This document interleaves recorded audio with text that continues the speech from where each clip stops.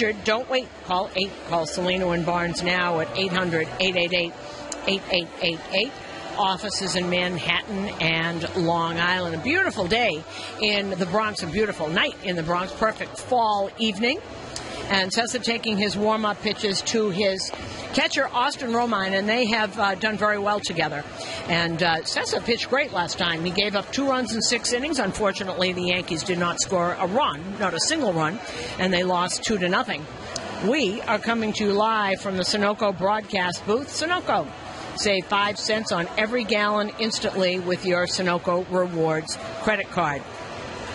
Well, the Boston Red Sox, managed by John Farrell, come into the stadium this last time, 92-64. They are 1 victory away or a Toronto loss from clinching the division. So here we go.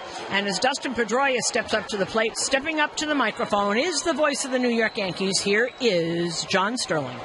Hi, thank you, Susan. Once again, good evening, everyone. So the Red Sox can clinch tonight. I'm sure they'd like to clinch on their own. As Susan mentioned, Toronto is 6 out with 6 to play. And Luis Sessa deals a fastball high 1-0 to Pedroia. I'll give you Sessa's numbers. He has a great arm, and he really has pitched well for the Yanks. He'll battle for a starting job in the rotation next spring. Here's the 1-0. Grounded right back to Sessa. Underhands to first, and there's 1 away. When I give the Boston numbers, you just won't believe this is easily the best hitting team in the major leagues. And the thing is, it's a multifaceted hitting team. They hit for very high average, they hit with a lot of power, and they steal bases. And they just have a great offensive team. For example, Pedroia was at .319, 15 homers, 72 RBIs. Here is Xander Bogaerts. He's at .293, 20 homers and 88 RBIs. Right-hand hitter, and the pitch is inside 1-0. Tonight's first pitch from Sessa, 93 miles an hour. Choosing the pitcher is important. Your choices matter, too. Please drive responsibly. A reminder from the New York City Department of Transportation and the Vision Zero Initiative. Here's the 1-0 from Sessa. There's strike. I'll give you Sessa's numbers, but only one stands out. It's a very negative number, and that's home runs. He gives up home runs. And it'll be a 1-1. And Bogaerts hits a fly ball to center. Ellsbury back a couple steps to make the catch. And there are 2-away. And here is Big Papi having a phenomenal final year. He's hitting .321 with 37 homers and 124 RBIs. He is second in ribbies by just a couple to Edwin Encarnacion of Toronto. And you're going to hear a lot of booing. You're going to hear a lot of cheers. There's a lot of Boston fans here. Papi had his own press conference today. They set it up so everybody could talk to him and his feelings about New York. We'll talk about that as we go. Sessa deals a fastball high. Joe Girardi, John, said he cannot believe that this man is having this kind of year and is going to walk away. Right. We've been saying that all year. But he is going to walk away. And he's had just a great year. The 1-0 is outside 2-0. Well, he's .321, 37 dingers, 124 RBIs. What more do you want? Just great. And the whole Boston team is like this. Yeah, it's a heck of an offensive team. There is the 2-0. Yeah, and the pitch is swung on and hit in the air to deep center. Ellsbury back, just shy of the track, to make the catch. A 1-2-3 inning for Luis Sessa. The end of a half. AT&T called to the bullpen. Hello?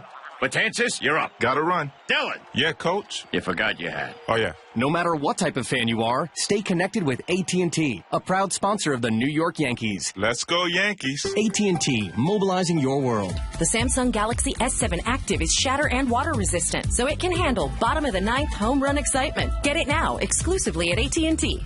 Shatter resistant when dropped less than 5 feet on a flat surface. IP68 water resistant at less than 5 feet for up to 30 minutes. Rinse residue and dry drops may cause scratches and other damage to screen and body. Visit a store for details.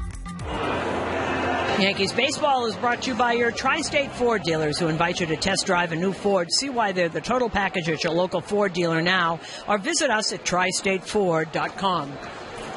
Well, one thing, the Red Sox have won 11 in a row, and I was talking with the GM. I think he's even more than that. I think the president of whatever the title is, Dave Dombrowski. And he said, we talked about what a good offense. He said, he said, actually the pitching has really coming around. Price had a very rocky start to the year, but David has been pitching great of late, and he's had a terrific year. Boston's won 11 straight games now, so the pitching has been pretty good. There is Brett Gardner to lead it off. Lefty to lefty, Price to Gardner. And there's a fastball strike. Gardner at 259, 7 homers and 39 RBIs. Ironically, Gardner and Ellsbury have the same batting average, and it's much too low. I mean, they should be at least around the 280s or more. That would really help the Yankee offense, obviously. The 0-1 is low inside. One thing about Boston, they may very well clinch tonight. They got 2 shots at it. If Baltimore beats Toronto or if they beat the Yanks. But they are 1 game ahead of both Cleveland and Texas for home field advantage. I don't think it really matters who you play, because the wild card teams, there's the 1-1 to Gardner. There's a strike. And there's the best record plays the wild card team, and the other 2 first place teams play. But I don't think it really matters if you play Cleveland or Texas or Baltimore or Toronto or even Detroit or Seattle. They're all good teams.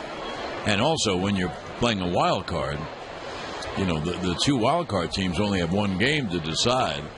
Now here's the 1-2 to Gardner. And the pitch is caught on and missed, and there's 1 away. One thing, Susan, that you couldn't devote much time to it because of the great play by Tommy Lane when he dove home and all. The Gardner made a heck of a catch in the game. He sure did, going into the wall, and there was a lot of heroics to go around last night in the bottom of that inning. And I thought Tommy Lane was tremendous. I mean, he hasn't faced right-handers since he's gotten here. Absolutely. I thought he was tremendous, too. And those right-handers, not just... All right, here's Ellsbury at 259, 9 homers, 54 RBIs. I starred this because Ellsbury, a lefty hitter, has had terrific numbers of Price. I'll tell you in a moment. As Price deals, and the pitch inside. Ellsbury is 25 for 73, so that's 2 at-bats better than 333 off Price. That's a lot of at-bats. Price with Tampa and Boston in the same division. Now here's the 1-0 to Jake.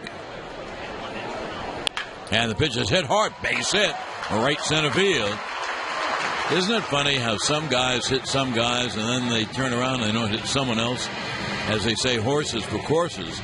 So Ellsbury is on with a hard single, and here's Gary Sanchez. Fans come out to the stadium Saturday, October 1st. The first 18,000 guests in attendance receive a Roger Maris bobblehead, the 5th and final one in the 2016 collectible bobblehead series, courtesy of AT&T. For tickets, log on to Yankees.com.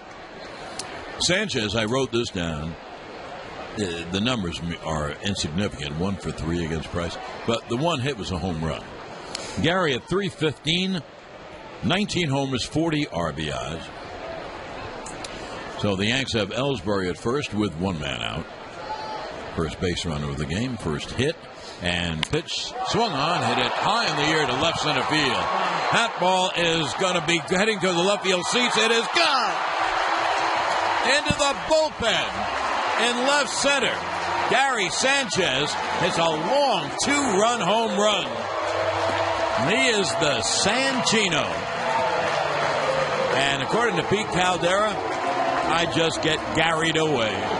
That's a 2-run blast, and the Yankees take a 2-0 lead. I want you to just chew on this for a minute.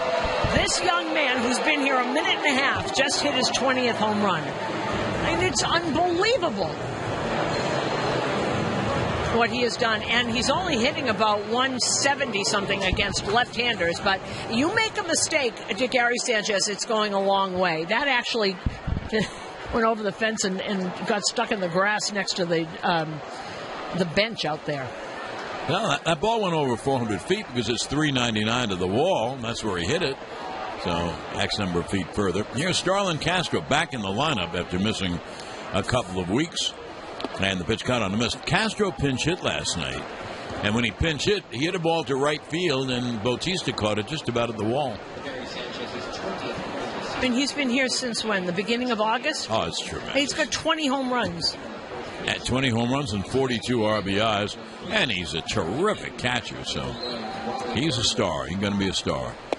There's a pitch cut on a missed off speed, and the count 0-2. Castro is at 273, 21 homers, and 69 RBIs.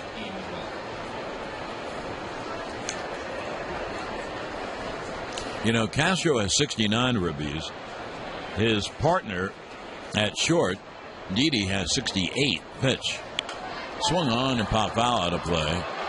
And with Beltran, gone to Texas on August 1st, around August 1st, and they lead the Yanks in ribbies. Not very much when you consider that Boston, everyone in their lineup has more than that. All right, Castro, 69 RBIs. Justin Pedroia is the least of all of the regulars, and he's got 72. Now Boston has just flattened the rest of the baseball with their hits and RBIs. Here's the 0-2 to Castro. And Price stops in mid-motion. Someone was on, it'll be a balk, but there's no one on. Thanks to the 2-run home run by Sanchez to give the Yankees a 2-0 lead. And John was talking about the power of the Red Sox. It's not just home runs. They have 336 doubles and 204 home runs. Yankees have 238 doubles and now 178 home runs. What a difference. 0-2 to Castro. Well, Susan, I think, pitches inside. I think you were out of the booth when we did the who's hot and who's not, or maybe the leaders. That was the leaders. Boston leads in hits, and I think Detroit was second, and Detroit is second all right. They're 130 hits behind them. Can you imagine the rest of the league? That's second team. So unusual offense. Pitch is hit high in the air to center. Jackie Bradley is there. He makes the catch. Sanchez hit the ball so high, I wasn't really sure the ball was going to be out, but he has some power. You were talking about Dave Dombrowski, and somebody had said, and I told him, I said, they're writing that you could be executive of the year for two teams. Detroit, because all those for Fulmer and Boyd and all those kids. And Boston, he said, I don't care what I am, I just want to win something. I bet he does. Well, they got a chance. I don't think you have a favorite. Now, two-way, and here is Headley. And the pitch grounded foul. I really mean that. I think Boston is terrific, but in the playoffs, who knows? Cleveland, Texas, right now Baltimore and Toronto. As I said, I don't think it matters if it's Detroit and Seattle. They're all good teams. So Gary Sanchez just tied the fastest to 20 home runs, 49 games, 20 home runs in 49 games, and he tied Wally Berger. That goes all the way back to 1930 Boston Braves. It's a long time ago. Now here's the 0-1, and Headley cuts and misses. Chase at 254, 14 homers, 50 RBIs. Well, the Yanks take the 2-0 lead, so Susan mentioned how well Sessa pitched last time, but the Yankees didn't score any runs. So there are your runs, Luis. Yeah, they give him a couple of runs. Yeah, it'll be an 0-2 to Headley. And Price deals. And it's grounded softly to third. Holt comes in, fields and throws, and that ends the inning. However, the Yankees on the single by Ellsbury and the 2-run blast by the Sanchino have a 2-0 lead. 2 runs, 2 hits, no one left. End of 1, 2-0 Yanks. The Gary, excuse me, everyone. The Gary Sanchez home run was the Ballantine blast of the game, brought to you by Ballantine IPA. Taste a piece of craft beer history today at your local liquor store or favorite pub. Mookie Betts leads off, having what we think in this booth an MVP year. He does everything great. The 0-1 is lined on one hop to Castro. Fields, turns, and throws in time. Nice play. Betts was at .321, 31 homers, 109 RBIs, 26 out of 30 in stolen bases, and he plays a great right field, and he has a right field his arm. And I don't know what else is there, so he would be my MVP candidate. Scoreboard update is brought to you by your Mercedes-Benz Tri-State dealers. Vehicle offers and inventory at MBUSA.com. Josh Donaldson just hit a 2-run home run, his 37th of the year off Kevin Gausman. They're in the bottom of the first at Toronto. Toronto leading Baltimore 2-0. Now, because of that fight, Toronto has lost 2 players. Joaquin Benoit has a torn calf, so he's out. And Devin Travis. There's a fastball strike to Hanley Ramirez, the Yankee killer. Devin Travis re-injured his shoulder, the surgically repaired shoulder. There's no timetable on him, but Benoit's gone. That's a big loss for them. Aaron Sanchez going for Toronto. The pitch to Hanley is inside. Hanley just killed the Yankees up in Boston in that 4-game sweep. He's at .291, 29 homers, 110 RBIs. How do you like the numbers on this team? It's unbelievable. Not just homers, but high batting averages, too. The pitch hit high in the air down the left field line. A long run for Didi and Gardner. It's Gardner for the catch. And Didi quickly got out of the way, and there are 2 down. Detroit has taken a 2-0 lead over Cleveland. They're in the bottom of the first in Detroit. Mike Clevenger pitching for Cleveland, Justin Verlander for Detroit. Detroit's still trying to catch the other wild card teams. Cleveland clinched last night. Minnesota's at Kansas City a little bit later on. Everything else later. Games going on in the National League. Mets in Miami just underway. Noah Syndergaard against Tom Kohler. Arizona, Gene Segura's 20th homer, a leadoff homer, lead Washington 1-0. Here's Brock Holt. And he takes a strike, a left-hand hitter, playing in place of Shaw, who's in a big slump. Cubs are leading Pittsburgh. No, they're not leading Pittsburgh. There's no score bottom of the first. Cubs at Pittsburgh. John Lackey against Ryan Vogelsong. Pitch outside, 1-1. Hey, what a loss for Washington, huh? Oh, Wilson Ramos having this fabulous year. You know what happened in that Toronto game? Pitch is low unless they change their lineup around. Whoever's hitting leadoff, Travis is not playing, got on base, and Donaldson immediately hit a home run. Baltimore, and only a game or 2 ahead of both Detroit and Seattle. Pitch is a strike. They all have about 6 to play, so these are big games. When Baltimore comes in here, the games may not mean anything for the Yanks, but boy, they'll mean a whole lot to Baltimore. Sure will. There'll be a 2-2 to Holt, a left-hand hitter, line drive type hitter, and the pitch is swung on, and a line drive to right. It's a base hit right in front of Hicks. Holt was at .264. 7 homers and 34 RBIs. So there's the first Red Sox to reach. And here is Jackie Bradley Jr., a left-hand hitter at .271. 16 homers, 74 RBIs. You know, I don't know if Tommy Lane will pitch tonight, but if he is needed, the second half of their lineup, the bottom part is all left-handed. Holt and Bradley. Leon, a switch hitter. Pitch swung on, a high fly to left center. Cutting after it is Ellsbury. He's there and makes the catch to end the inning. No runs, 1 hit, 1 left. RBIs. Lefty to lefty. Pitch outside. Corner for a strike. Let's take 10-second station ID on the WFAN New York Yankees radio network, driven by Jeep. The Mets say Steven Matz's season is over. The Marlins lead the Mets 1-0. Top 2. Steve Summers follows the Yankees on WFAN New York. John Sterling, Susan Wellman at Yankee Stadium. Didi grounds it foul first base side, and the count 0-2. In the first inning with 1 out, Ellsbury singled, and Sanchez hit a long high fly to left center and into the bullpen for a 2-run home run. That's the Yankee lead. Didi has very good numbers against Price. I don't want to give you a whole bunch of numbers, but he has very good numbers against Price. He hits lefties very well. Here is the 0-2, and it's hit on the ground deep short. Fielded by Bogarts. A long throw, not in time. And that's a base hit. Bogarts got the ball in the hole and threw right away, but didn't have any steam on it. So Didi beat it out for a base hit.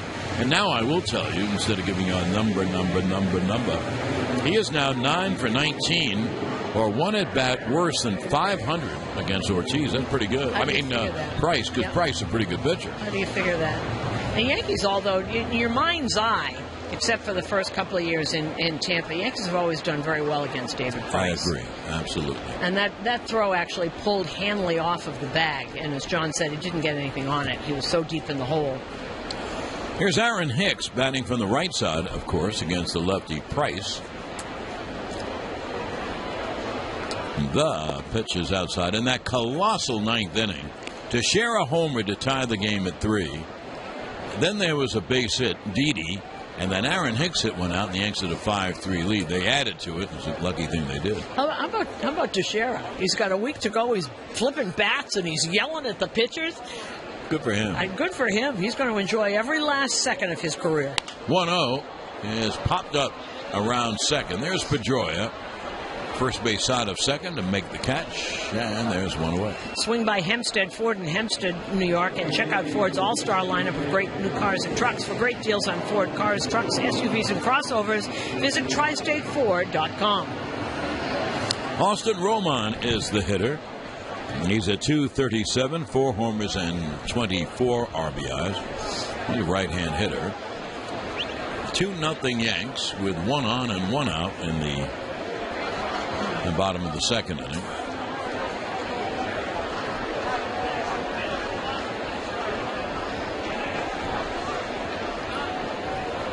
And the lefty will deal.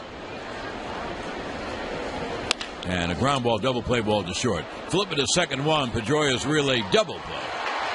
6-4-3 DP. No runs, 1 hit. No one left. End of 2 innings. It's 2-0. And Cessa deals high. Leon at .318, 7 homers, 35 RBIs. Old friend drops by on a very important reason here in the third. Leon rips one to right, and Hicks leaps, and he made the catch. The line drive took off like a 2-iron in deep right, and Hicks was there, and all of a sudden, transfixed. He made a leap and made the catch. That ball was really tagged. Anyway, Ed Randall is here on the subject of prostate cancer. He defeated it, and he is the CEO of a group called Fans for the Cure. And you ought to tell us about that, Ed. Tell the audience about it. Thanks, John. I'm 1-0. Thank God I'm 1-0. I'm 1-0. We founded the charity.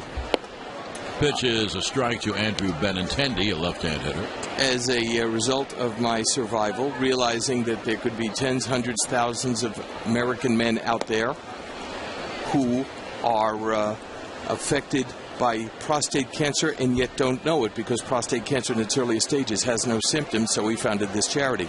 1-1. Swung on a high drive to deep right center. Ellsbury back, way back on the track near the wall. Makes the catch right at the wall. Well, Cessa's certainly not fooling him, but there are 2 outs and no one on. You notice how I show up and they make these fabulous plays? Well, tell us what's going on tomorrow, because what you do tomorrow, having people going, really getting the fans involved, it's Section 220 in the main section. Tell us about that. We're going to have, Susan, for the 6th year in a row, along with our friends from the New York Presbyterian Columbia University Medical Center and the Weill Cornell Medicine people, we're going to offer a free prostate cancer screening to anybody who shows up in Section 220 here in the mezzanine along the third base line. We will be there from gates open at 5 o'clock until last man standing. We welcome everybody. Please come. 1-0 to Pedroia. There is a strike, 1-1. And if I remember correctly, you've actually found some people whose lives you saved by coming to the ball game and going to your screening, found out that their numbers were risen. Exactly right. We've been very fortunate to be able to do that. Pedroia takes a strike, so the count 1-2. And it's so easy. I mean, it's not. I mean, it's a simple PSA blood test. Easy as pie. They take blood. It takes maybe 30 seconds, if that, and then they find out what your number is. John, it'll take you longer. It'll take you longer to fill out the paperwork than it will to take the test. You can cure prostate cancer. All you have to do is find it right away. 1-2, grounded to second. Castro fields and throws in time. Ed, go ahead. Finish this up so people will do just what you... And Price deals. Fastball high. Austin is 14 for 71. with 3 homers and 7 RBIs. Next year, the first baseman is going to be Greg Bird. And no one's guaranteed anything, but Bird had a terrific end of 2015, about injured all year, and he will go to camp as the first baseman. The 1-0, pitch a strike, and if Bird picks up where he left off, Susan, then they'd have a lefty power hitter in back of the righty power hitter, Sanchez. And you can only hope, and I think the good thing, John, is he's already proven he can play. Right, absolute. Now here's the 1-1 to Austin. And the pitch inside. Adorama Trivia brought to you by Intel processor-based 2-in-1 computers available at Adorama and Adorama.com. Oh, this is cool. Named the only 2 Yankees to hit home runs against John Farrell during his pitching career. One was when he was with Cleveland, and one when he was with the Angels. I didn't remember him with the Angels. So 88 and 93 are the 2 Yankees. Very different.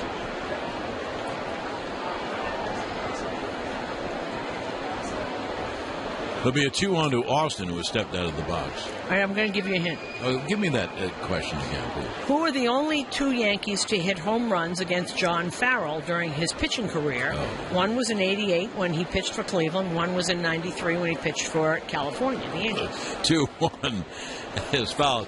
You would have to give me a hint. I will. Okay. One of them was an outfielder here. He was traded to San Diego for Lance McCullers and Jimmy something. Jack Clark. Yeah. Oh, Jack Clark. Okay. Okay. And the other, when he came up, that one was in 1993. When he came up, he hit a lot of home runs, too. He was a lefty. Kevin Moss. That's right. There we go. Here's a 2-2. Just guessing. Here's the 2-2. Well, very good hints, you know. Great hints, please. Pitch is inside 3-2. What was that Jimmy guy's last name? Jones? Jimmy Jones? Yeah. You know, I got the job as I'm doing the Hawks in 88, 89, and was I disappointed when Jack Clark was traded away. So I always thought he was such a great hitter. Well, here's the payoff to Austin, and Price deals. Hit hard to third and off the glove of Holt. It'll be a base hit. A hot shot in the hole, the shortstop hole. Holt made a lunge, but it went off the tip of his glove. So Austin gets a base hit. Austin, if you're looking on your monitor, is sporting a little something under his eye. He said he was scratched in that fight, which came out a lot better than what happened to Joaquin Benoit and Devin Travis, who are both now gone. Benoit is a torn calf muscle. Who knows when he'll be back. Devin Travis re-injured his shoulder, a surgically repaired shoulder. They're not giving a timetable on him. But if you look at Tyler Austin under that left eye, there's a little scratch mark. There is. It is a scratch mark. He said he was scratched. Nothing good can come of all those people doing nonsense in the middle of the field. A pitch to Gardner is cut on and missed. I can understand people getting angry and taking a step toward the mound and all that. That's okay. They should not allow players to come out of the dugout, and they shouldn't allow the players to come out of the bullpen. That's silly. And by the way, you could really stop that easily. Just make it a rule. Absolutely. And by the way, coming out of the dugout, Joaquin Benoit was running in from the bullpen. That's how he got hurt, not in the fight. The 0-1, bunted down third. Holt fields and fires. In time. Just got him. Nice play by Holt. Gardner runs back to the dugout. He was out by the slimmest of margins, but he was out. And the Yankees are going to go to the phone. Let's look at it, Susan. Well, really good play by Holt here. Oh, that's bang, bang. Are they going to look at it? No. You know what? He might have. No, he's out. He is out. Yeah. That's the old half a step. His foot is coming down the bag, but before his foot hit the bag, the ball entered the mitt of Hanley Ramirez. That's a really good call by John Tumpain, the first base umpire. So Austin in scoring position at second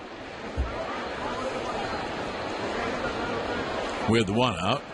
And here's Ellsbury, who has those gaudy numbers off Price. Pitch. There's has a little wrinkled breaking ball strike. Ellsbury singled ahead of Sanchez home run for the runs in the game. Well, I also think that was a good play by Holt, is because you have a split second to figure, is it going to go foul or not? It might have. I don't think it was going to, but he made the decision that he thought he had enough arm strength to get Gardner. 0-1. Pitch is low. Get out of the dugout and into the game with Brute antiperspirant and deodorant, because on the field, like in life, why be a man when you could be the man? Brute, the essence of man.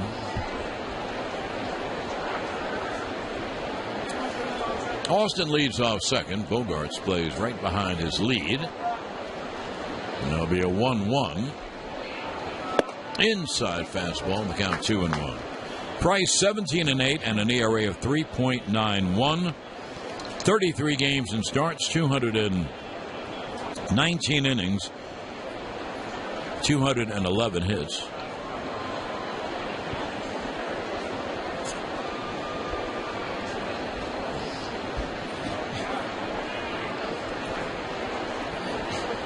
Ellsbury has stepped out. You know, you would have to think, you look at Ellsbury and look how talented he is, and batting 259, 9 homers, 54 RBIs. How can that be? Yeah, it's awful for the Yanks. I mean, he and Gardner both have to be up there. Also, that have more chances to run than the pitch. His grounded foul toward the Yankee dugout. And the count 2-2.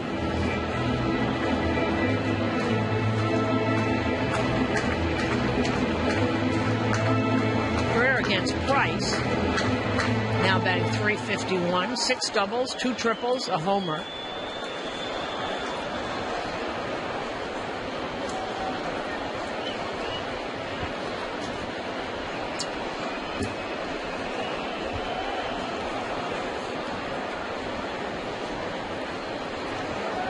Price has good control. He averages about 2 walks per 9. That's very good, especially for a power pitcher. Here's the 2-2. Up high with the fastball, 3-2. And Price has struck out 222, and that is about a 5-to-1 ratio, which is flat out great. Anyway, he's behind Ellsbury 3-2 with Austin at first and Gary Sanchez on deck.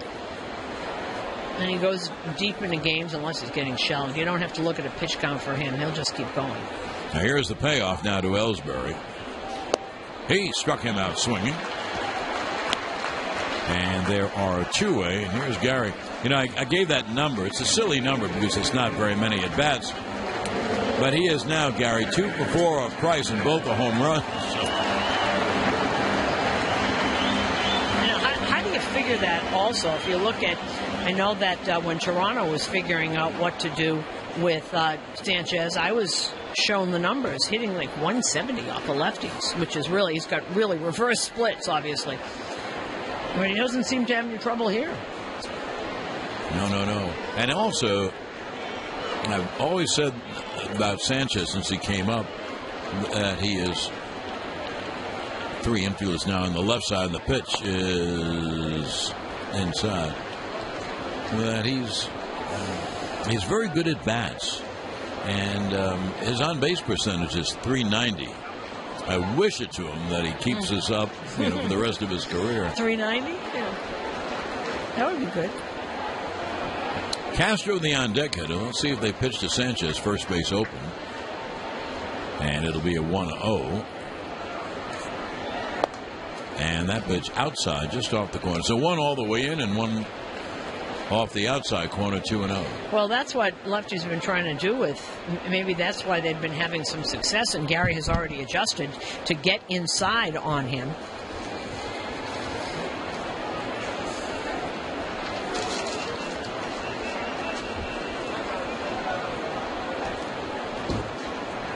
Now it'll be a 2-0.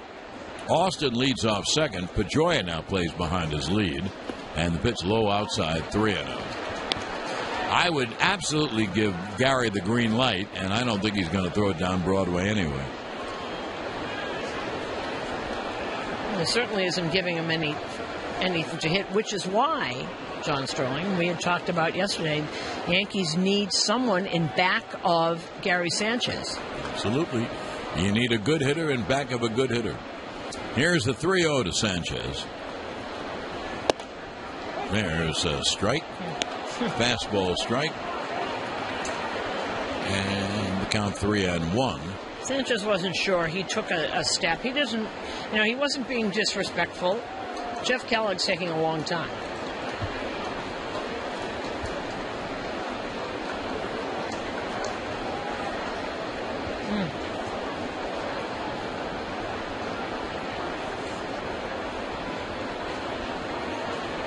Now Gary backs out as Price. Price has 1 foot on the rubber, but he sometimes just stops. Maybe he's visualizing the pitch or something. I know what he's doing, trying to mess up people's timing, I guess. But he has the longest between pitch seconds of anybody. And now Cindy Leon goes up. They can't get together on what the signs are with Tyler Austin standing at second base. Now Price is doing all the talking. Hey, by the way, did you see our buddy Cheeto Francona get doused with champagne last night? I loved it. It's such a good reward because baseball, man, that's long. Game by game, starting April 1st. And so when you win something like that, clinch something, you should celebrate. Yep. And that I really do believe in. It'll be a 3-1 now to Gary Sanchez. Austin off second with 2 out. And the 3-1 is inside. So Sanchez does walk. And here's Castro. And it's the first time they've won a division in a really long time. There was a date I was kind of shocked, right? I can't remember what it was. But it was a long time ago that they actually won the division.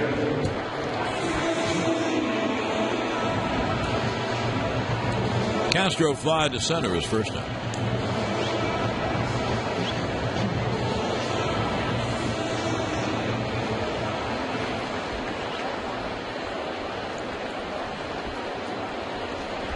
One thing, it would give you the numbers.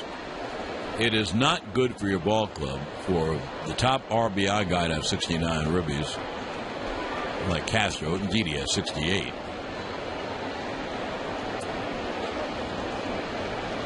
The pitch is inside. And, you need power. The Yankees have discovered a power hit in Gary Sanchez. They hope Bird is going to be that. He was when he came up last year. And then they have to go from there. You play in a ballpark like this, and in the American League East, in Fenway and Rogers Center and Camden Yards, you have to have power. The other team's going to have power, and the ball's going out. The 1-0 is foul, first base side out of play, 1-1.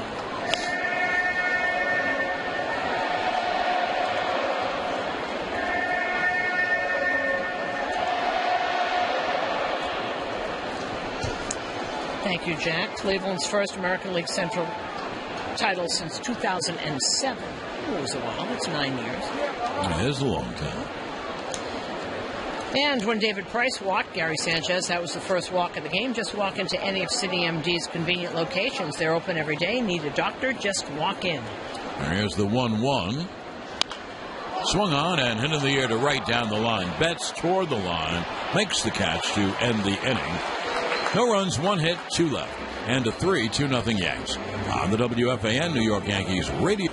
Preseason hockey tonight at the Garden. End of 1. Rangers lead the Islanders 2-1. Steve Summers follows the Yankees on WFAN and WFAN-FM New York.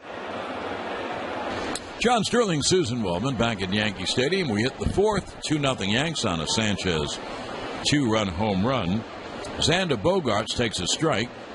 And back comes Sessa down low, 1-1. Sessa really has good numbers. He has a great arm. For example, he has a 3-to-1 ratio in strikeouts to walks. Pitch.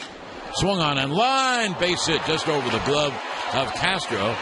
Cut off in the alley by Hicks, who fires in. However, without giving you all the numbers, he has less hits than innings pitched. I told you a 3-to-1 ratio. But he had, coming into the game, had given up 15 homers in 60 innings, which is 1 every 4 innings. I'm sorry. That's not very good. Scoreboard Update is brought to you by New York Presbyterian. Amazing things are happening here. Combination of cheers and boos. A lot of people standing. A lot of Red Sox fans here, too, for Big Poppy.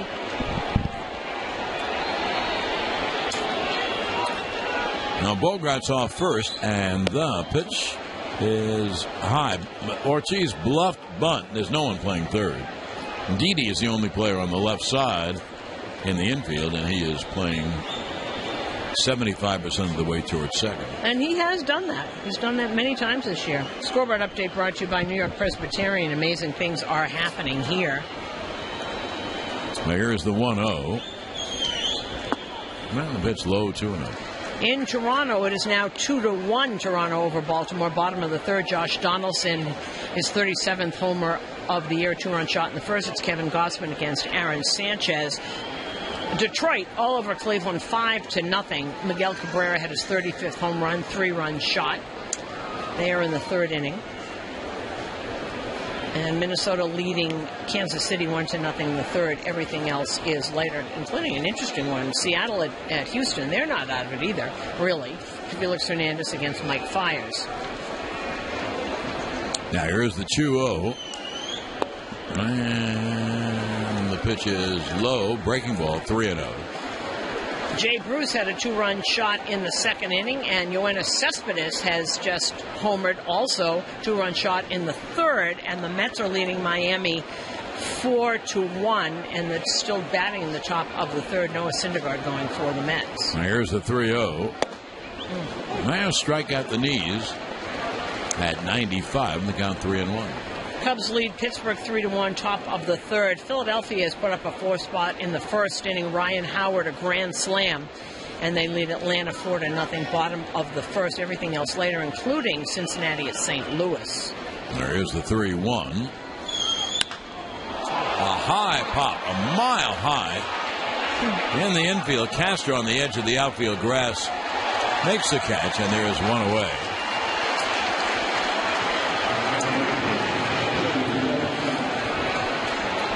So one away.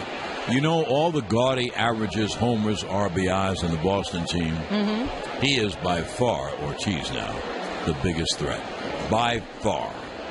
And Boston may find that out next year. I think they will, no matter what they do.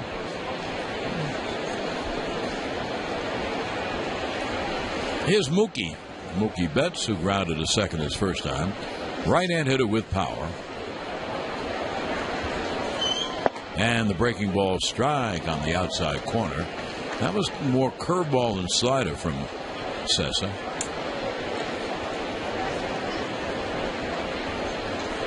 One on, one out, top of the fourth. The Yanks have a 2-0 bulge.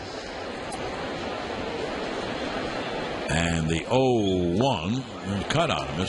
You know, going into next year, we'll talk a lot about it during this week, the final week of the regular season. You go in with Tanaka and Sabathia. And then the Yankees have to compile the rest of the staff. Cecil will be there. He'll be in contention. Nothing's guaranteed. You got to win the job. Here's the 0-2. Pitch low. One thing, though, you could not win the job in spring training, and you can get there like 2 weeks later. And no one ever has the same staff all year long. Right, right. For example, the Dodgers, who have won the National League West, or about to win the National League West, they've, I think, had 15 starting pitchers. There is the 1-2. Swung on and hit in the air to left center and deep. Gardner going back, way back on the track, makes the catch after a long run and fires in. The Boston's had some very, very good swings against Sessa. Not so far. The Yanks have been able to run him down. Yeah, Sessa's living right today because he's not fooling anybody. They're just not getting on top of the ball as much as they want. 2 down. Here's Hanley Ramirez.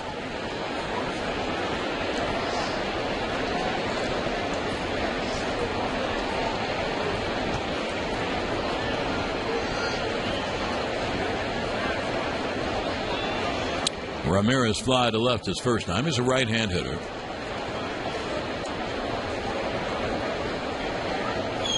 And the pitch is pop foul. First base side of home plate, out of play. Ramirez is kind of getting lost because of the year of Betts and then, of course, Big Papi, et cetera, et cetera. They're all having good years. But they didn't know if he could take to first base. He's taken to it great. And he has 29 homers and 110 RBIs and hitting .291 coming in. And he's really picked it up as the season has gone on. I think the first base revelation has been amazing, that he's really applied himself. Fastball high, throw to first. And back is Bogarts. You know, Brian Butterfield, who's the infield coach and is a dear friend of ours, is saying, you know, he came into spring training and they worked really hard because Butter could really work you. And he really took to it. And I think last year, John, was an embarrassment for Hanley Ramirez. He's been a great player in his life, and he's gotten, you know, people talk about him as being kind of a sullen guy and doesn't want to really work hard. Not this year. Here's the 1-1. And the pitch is hit in the air to right center. Ellsberg crossing over to make the catch and end the inning. No runs, 1 hit, 1 left at the end of 3.5. 2-0 Yanks. On the WFAN New York Ace Headley. The two lead it off. Headley grounded a third his first time. And Price deals low and away on the count 1-0 on Chase. I was talking to Chase Headley about Gary Sanchez. Gary Sanchez is a very serious young man. He's very focused. And I said, does he ever, laugh and smile? And Chase says, well, after he hits a home run, he smiles for about 30 seconds. Then he goes back to work. There's the 1-0. God, I missed 1-1. None of the jumping around for Gary Sanchez. He's very focused, works very hard. He said he smiles a little when he hits a home run. We kind of make fun of him in the dugout afterwards.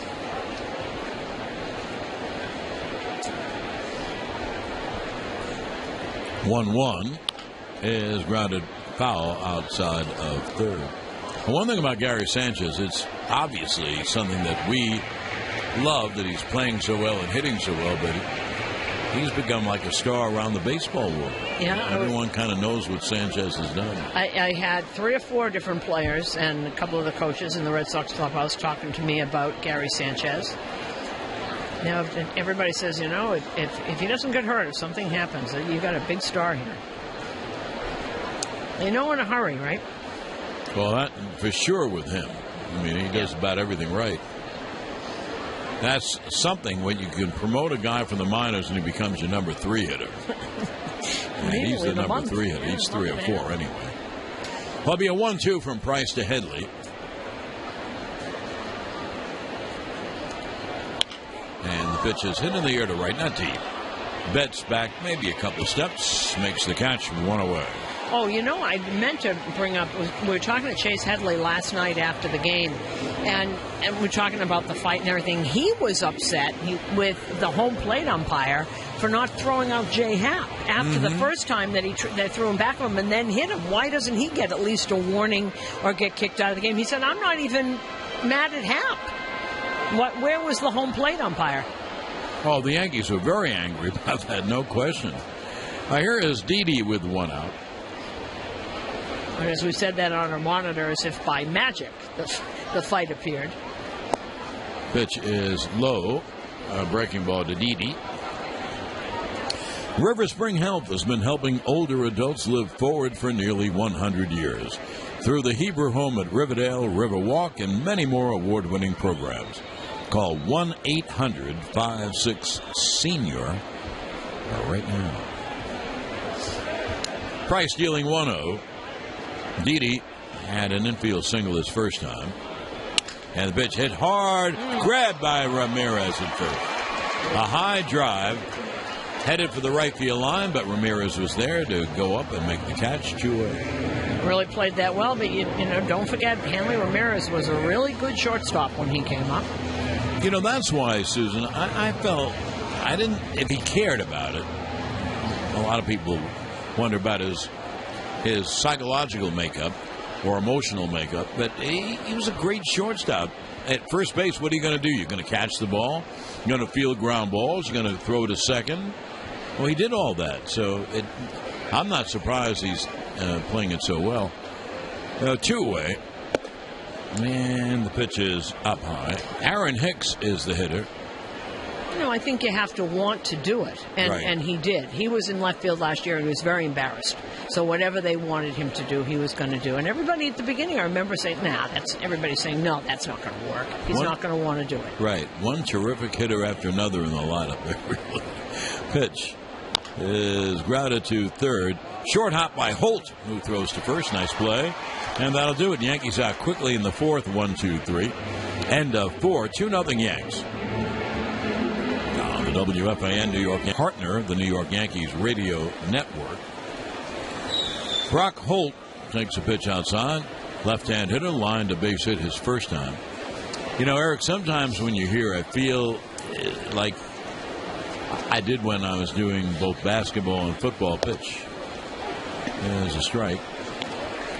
Because you're coming in kind of like at halftime, and you make points, and then the game changes completely. So let's reflect back.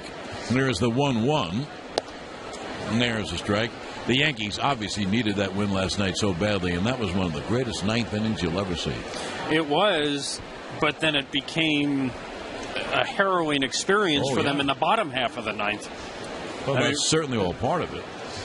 It's probably the craziest ninth inning of the season, if you take it collectively. Oh, boy. Terrific.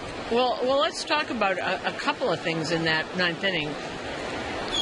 1-2 is low, 2-2. I know why Joe brought in Betances. It was going to be a no-pressure situation. The first thing happens, Pilar bunts, and he trips and can't do it. And then I thought he was gone for the rest of the time. That really seemed to get to him. Yeah, that is a big thing. He didn't know where the ball was going either. The pitch is tapped toward third. Headley wide of third, fields and throws out. Holt one away. I think that certainly, look, we've seen it. We actually saw it the first game of the season against Houston, Betances, when he threw high on a dribbler in front of the plate. He's had trouble fielding the ball in a variety of circumstances this year, and maybe, mentally that impacted him. But I thought it was interesting, Susan, when he was talking to us after the game, he said that, he feels he's having some mechanical issues right now. And you do hear that with tall pitchers. Right. Especially. Jackie Bradley takes a pitch outside. Well, that's true. Because of the difficulty that a lot of them have in repeating. And so the Yankees about ready to blow this lead after that fabulous top of the ninth pitches outside. Bring in Tommy Lane, and he made some play.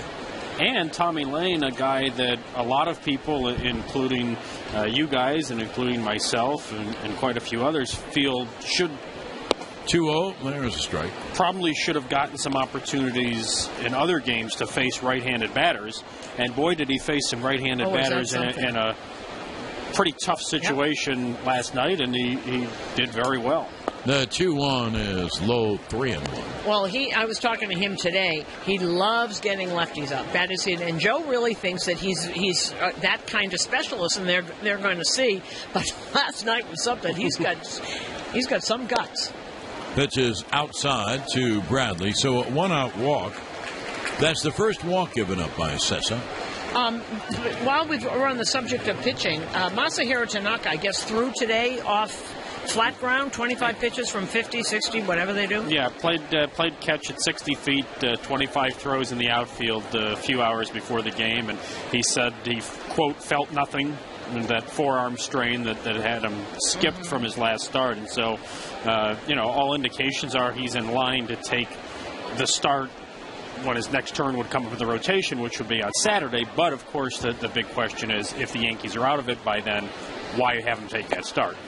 And there's a breaking ball strike, and, boy, I agree with that. And, excuse me, John, and Joe Girardi was asked that question before the game, and Brian Cashman, general manager, we were talking to him on the field before the game, and they both said, without saying, no, he won't make that start if we're out of it at that point, said, yes, that's a discussion we'll probably have to have, which to me is an indication that he would not make that start in such an occurrence. What's the point? There really isn't one. And Tanaka was asked that question as well. If the team's out of it, would you want to make the start? And, of course, he said, of course. Yes, and he said, regardless of the situation, I want to take that last start on Saturday. But I can't imagine the Yankees having him do so. Sandy Leon takes a pitch low, so the count evens at 1-1. Leon a switch hitting catch a fly to right his first time. 1 on, 1 out, top of the fifth. 2-0 Yanks, and we're talking with Eric Boland of Newsday. Very exciting, Eric, in that ninth inning when Mark Teixeira came up, his final road at bat of his career. Pitches squibbed on the ground to Headley. Feeds second one, on to first, double play. Well, John, you'll never get that question out, and Eric will never give a brilliant answer, I'll tell you that. But we could pick it up tomorrow night. All right, that's a good idea. Premium, blackout, and other restrictions supply. Visit MLB.tv today. Now, here we go to the bottom of the fifth inning. It'll be 8-9-1 for the Yanks. Here is Austin Romine. We'll tell you something that funny happened, just a thing in life that happened. They're looking for it. Right. Romine takes outside. When the spots were on, the commercials were on between innings, on the stadium scoreboard, it happens in every ballpark around the country. Some young man proposes to his young lady. And that's what was happening. I'm going to let Susan pick up the story. Here's the 1-0 to Romine. And he opened the box, the poor guy, and they're still looking for it, and the ring was not there. And that whole section is looking for the ring. Oh, my. That's something that I would do, lose the ring. And can you imagine? Oh, my. It's a diamond. It'll be a 1-1. He's beside himself. She's trying to calm him down. I don't blame him. Here's a 1-1 to Romine. Pitches foul back. You know, I have a habit, and Susan and Jack know that. I cannot tell you how many cell phones I've lost. And I'm wandering around the place today. I put it in an odd spot, and it was just, if I hadn't walked by it, I'd never find it.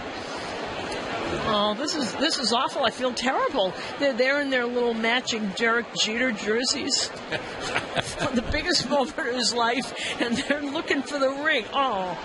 1-2. Romine lines up base hit to right field. Now, Romine is on. Romine has proved that he can be an okay hitter. He's a very good catcher. So there's a base hit to lead off the inning.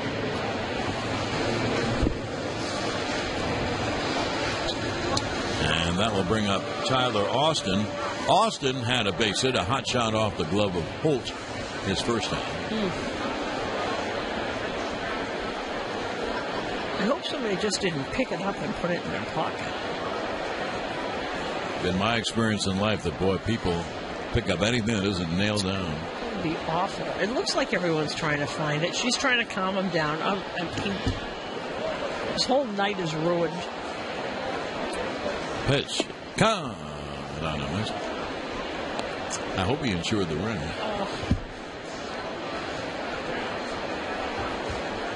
I don't think I've ever seen that. No, that I haven't either.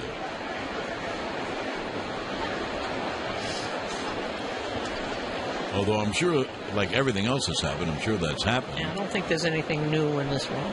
The 0-1 is inside. You know how many times someone, puts the ring in the glass of champagne or something like that. Did they find it? No, they're looking in the coat pocket. Oh, they found it.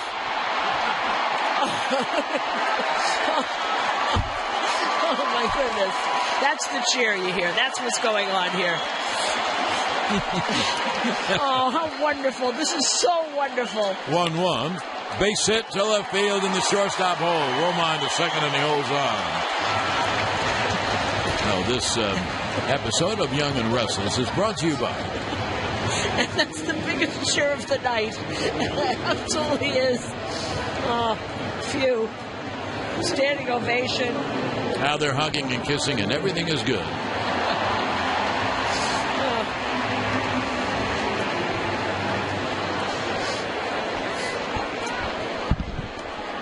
Now the Yankees have first and second, no one out, with a 2-0 lead here in the bottom of the fifth. Here's Gardner. I wonder if it was in his jacket pocket and it fell out of the box. Oh, it's scary. Really? It bothers me because it's something I would do. I would lose it. That's why it bothers me so much.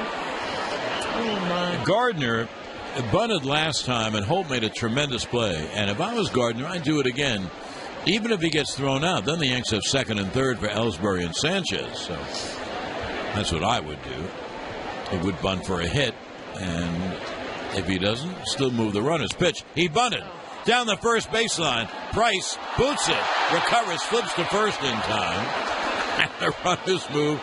Good for you, Brett. Runners move to second and third. Gardner had to stop. He didn't want to run into Price and get tagged. Now then Price booted the ball, but that took him time away from getting to first base. No, the sacrifice goes 1-3.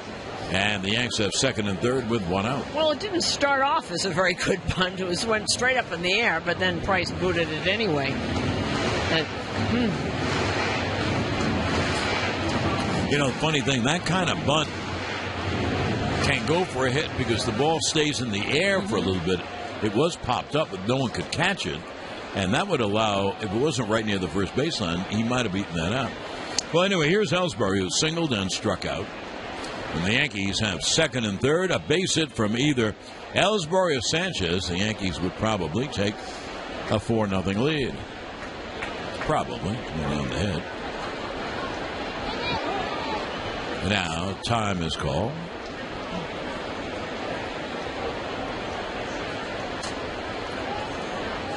Boston brings the infield up. They're down 2-0, so they're going to try to cut the run off.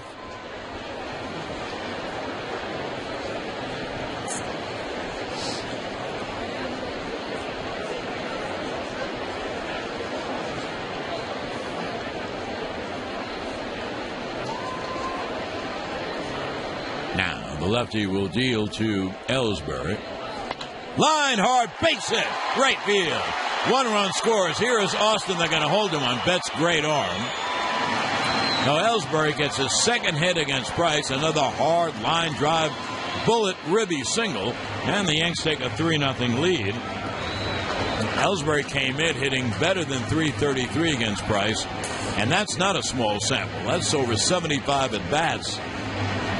A ribby single, and that is Jake's 55th RBI. And that's what happens when you play the infield in. It happens all the time. And you have a choice there. And Espada stopped Austin really, really quickly. Well, the ball was hit so hard, and Betts has a terrific arm, so that was certainly a very good hold. Here is Sanchez. Now Boston plays the middle of their infield back, obviously looking for 2. Sanchez, a 2-run home run and a walk. 20th of the year. Line hard, deep down the left field line, going foul. He had a bullet home run, but foul down the left field line. And I mean, that ball got into the seats in a hurry. A 94-mile-an-hour fastball from Price, and he doesn't know what to throw to him. He didn't get the first one. He didn't get it in as far as he wanted. But Gary turned on it anyway. I thought for a moment that he hit it so hard that it wasn't going to have a chance to go foul. He does hit the ball hard. You know, they always talk about hitters like Sanchez. The ball springs off his bat. It really does. So Gary digs back in with Austin at third, Ellsbury at first, 1 out. The Yankees with a 3-0 lead, and the pitch caught on a missed fastball away. And the count 0-2. That also was at 94. Well, you know what you see with him? Don't you see how great he turns on pitches inside? You know, the thing is always try and get inside on these right-handed sluggers. He really can turn on a pitch. Hands, great hands, no question. Hitting the ball deep and hard has to do with how fast the bat goes through the zone. And boy, he's got great hands. Here's the 0-2. Pitch is low, and the count 1-2.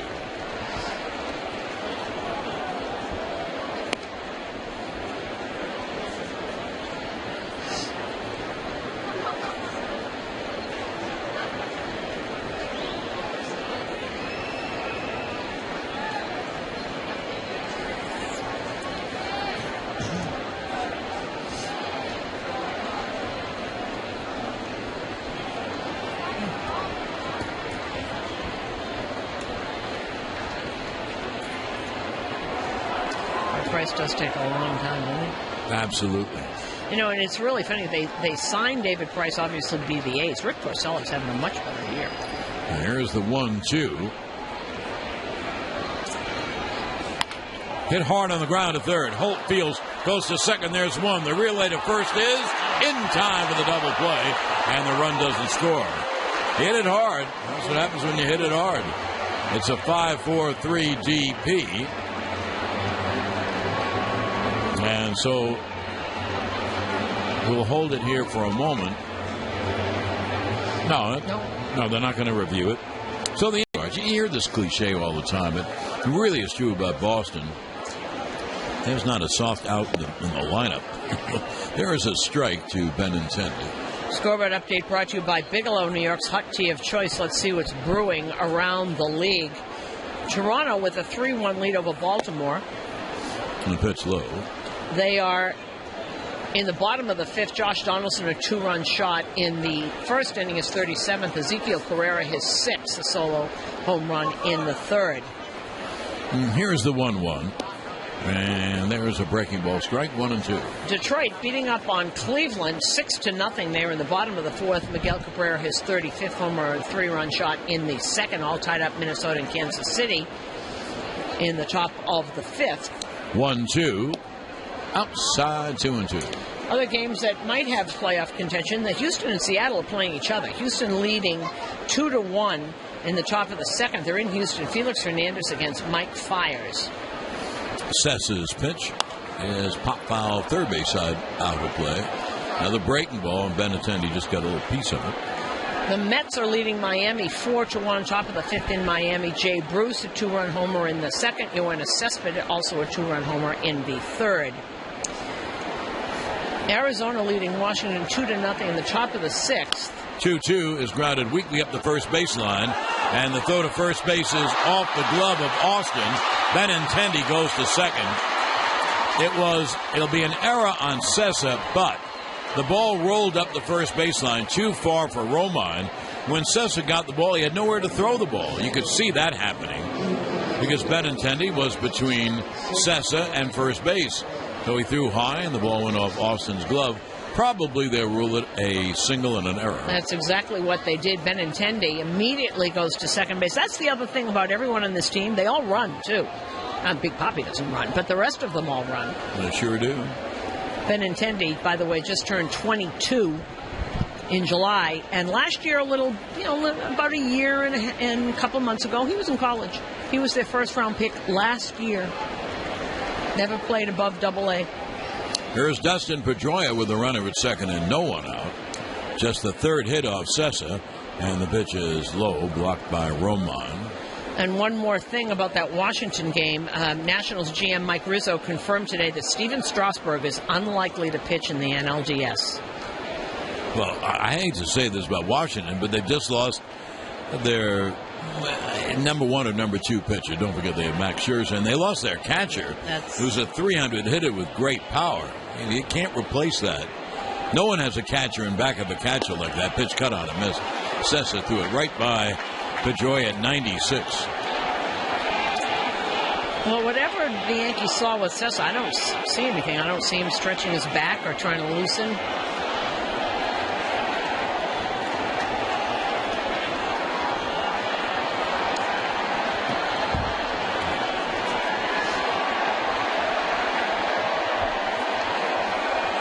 It'll be a 1-1 to Pedroia. And the pitch is lined right up the middle for a base hit. Benintendi will score easily. Pedroia holds at first with a ribby single. And the Yankee lead is 3-1.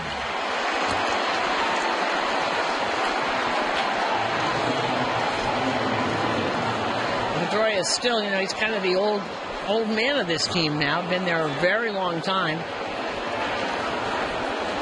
And he's not as flashy as some of the other guys on this team, but still very, very effective. So here's Bogarts. He's the tying run. There's no one out in the top of the sixth. Sessa's pitch count is great. He's at 65 pitches. Well, here's Bogarts, a right-hand hitter. And the pitch, a breaking ball is high, 1-0.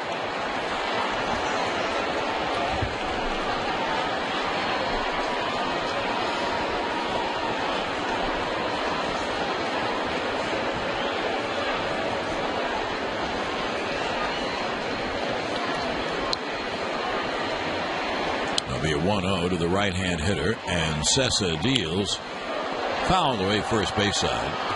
Route 23 Ford in Butler, New Jersey is your home for low lease rates and great financing offers on their fantastic new lineup of Ford cars, trucks, and SUVs. See why they're the total package at your local Ford dealer now, or visit tristateford.com. Now, third time around the line, a particular like this, is when a lot of young pitchers have had trouble. Pitch caught on him, missed 1-2, slider away.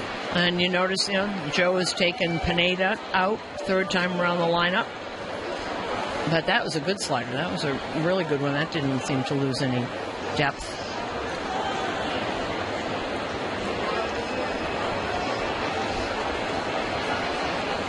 And here's the 1-2. Swung on and line deep down the left field line. It is off the left field wall. Gardner fires in and runners at second and third. Just missed tying the game.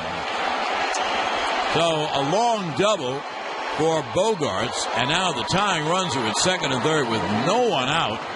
And here are the hitters coming up: David Ortiz, Mookie Betts, and Hanley Ramirez. Well, that fastball was just up. He was trying to get that low. You saw Romine setting up low, and it was a little bit over the belt. And Larry Rothschild is going out to talk to Sessa, and someone is starting to get up. So that ball kind of short hopped the wall and left. Didn't miss by much of tying it up. And as Larry Rothschild heads to the mound to speak to the pitcher, this consultation on the mound is brought to you by Celino and Barnes. Call them today for a free consultation at 800-888-8888. Now, the amazing thing about how these things happen, Benintendi hit a little dribbler up the first baseline, too far out for Roman to get.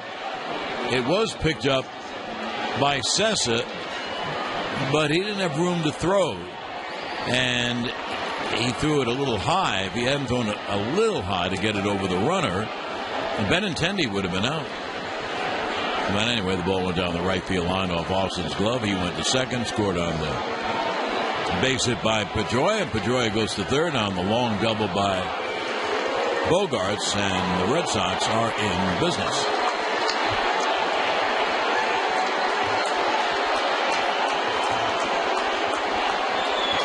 Big Papi takes a strike. Now, I don't know if we've mentioned it enough. Boston's won 11 straight.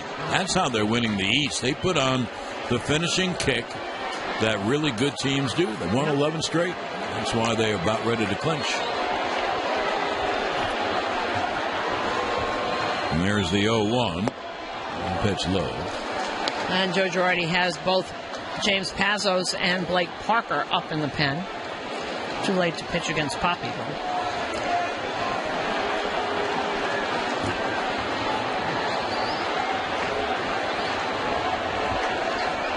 There's the 1-1. Runners lead second and third. Pitch swung on, pop foul back. And the count 1-2.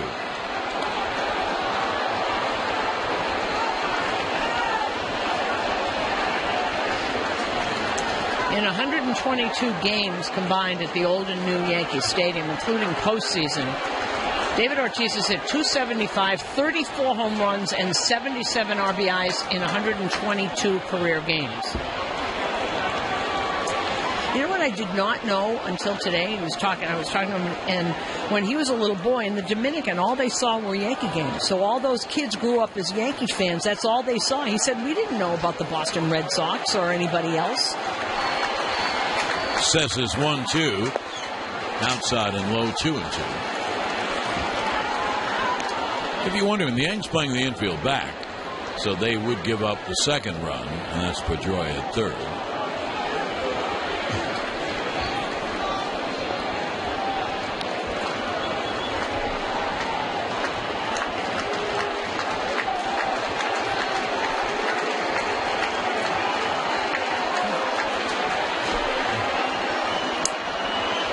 You know, like with Alex, they might be booing, but everybody's standing up with a camera.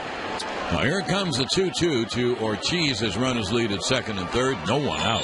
Pitch is Lowe's breaking ball in the count 3-2.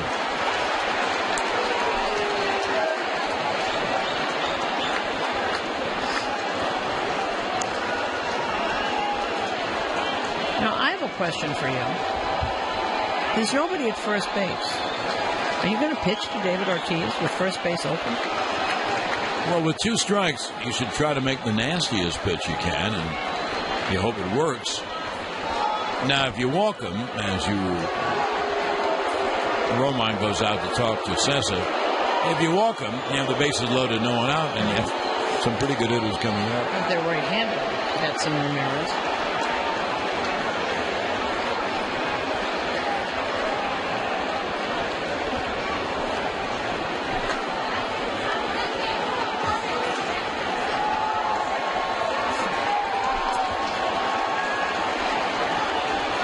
Here's the payoff.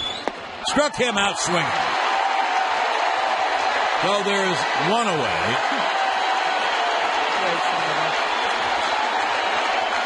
Got him on a breaking ball down, and that will bring up Mookie Betts. And that started below the knees and ended up on the ground. What a pitch. You know what? Here, I ought to look at my scorecard more often. That's the first strikeout with Cessa. Well, this way, I guess, also, you keep your pitch count down. Oh, absolutely. Absolutely. Now, here is Betts, a right-hand hitter, and the pitch is low. Mookie has grounded out and flied out. The Yankees are not bringing the infield up. No, they'll give up the second run on a ground ball. You bring them up, then you have no lateral range, so a ground ball could sneak through. The 1-0. Caught on a missed good breaking ball. Good hard slider down and away in the count 1-1. And that really is continuing to break and break really well. You know, as you're watching these youngsters try and navigate this lineup, this just bodes very well for the future. 1-1 is a strike breaking ball inside. Started out at the front hip, and it was on the inside corner, so the count 1-2 on Betts. And Betts, excuse me. That Betts raised his hands up to see who was so inside, but it really was on the corner. You know, that was even a strike on the overhead camera.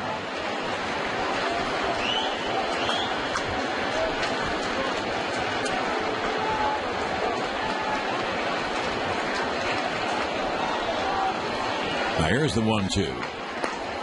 A bouncer, nice. Not to block, a nice scoop by Romine away. 2-2. One thing, and we were talking about this with the last batter, Poppy. You can throw the nastiest pitches you want because you do have first base open.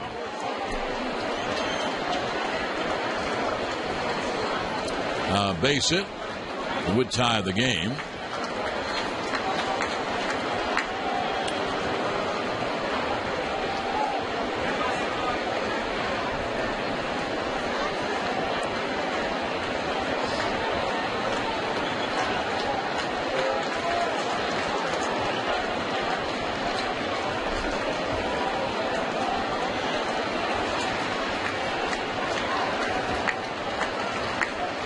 Here's the 2-2. Hit on the ground to second. Castro throws to first for the out. Give Betts an RBI in his 110th of the year. Pedroia scores from third. The Yankee lead is 3-2, and on to third goes Bogaerts.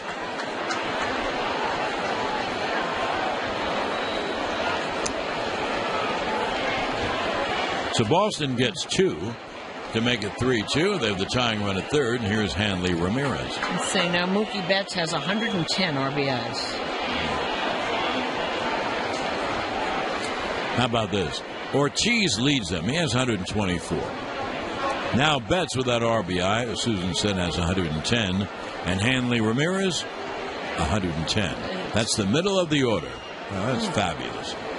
Ramirez fouls it straight back. And if that's not enough, Bogaerts has 88, Bradley has 74, and Pedroia has 73. So that's a lot of ribbies. but they lead the major leagues in runs scored by a lot.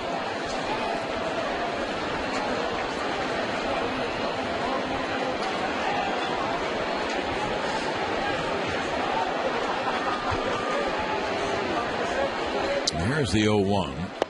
God, out of miss. Good slider down and away. Ramirez gets a hit. The game is tied. If Sessa gets Ramirez, the Yankees still retain the lead, although it's right now 3-2 in the top of the 6th inning. In a pressure situation, he keeps throwing that slider. It's a good one. That one was even off the plate. Hanley swung at a pitch that was not a strike. And here's the 0-2. Low 1-2.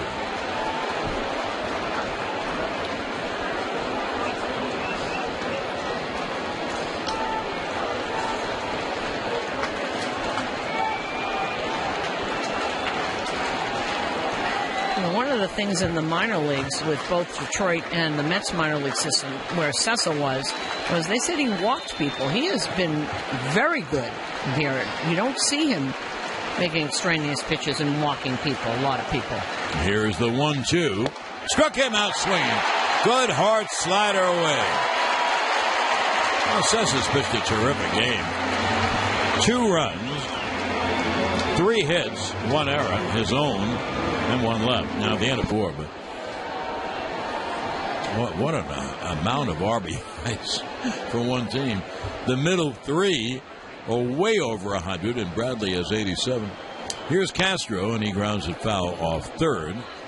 Well, the Yankee lead down to 3-2.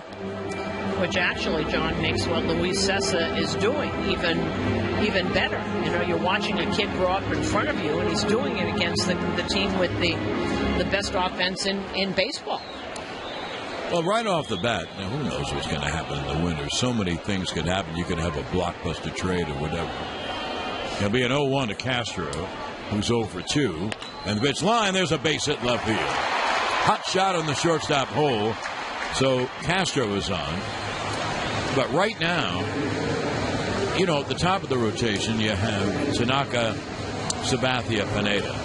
Then you have the young guns, Sessa and Green and Mitchell. There'll be many more, but there's 6 right there. Recovery Room Health Update is sponsored by New York Presbyterian. Amazing things are happening here. The Red Sox Drew Pomerantz won't start for the rest of the year. Got a sore arm. That include the playoffs, you think? I don't know. Or just this regular season? Well, he's not pitching Thursday. They did that, and then John Farrell said, I don't know. But it doesn't sound good. That's why the general manager of San Diego, Preller, was suspended for a month. The pitch to Headley is low on the count 1-0. He hid medical records from the Red Sox on Pomerantz, and it's really come back to bite them.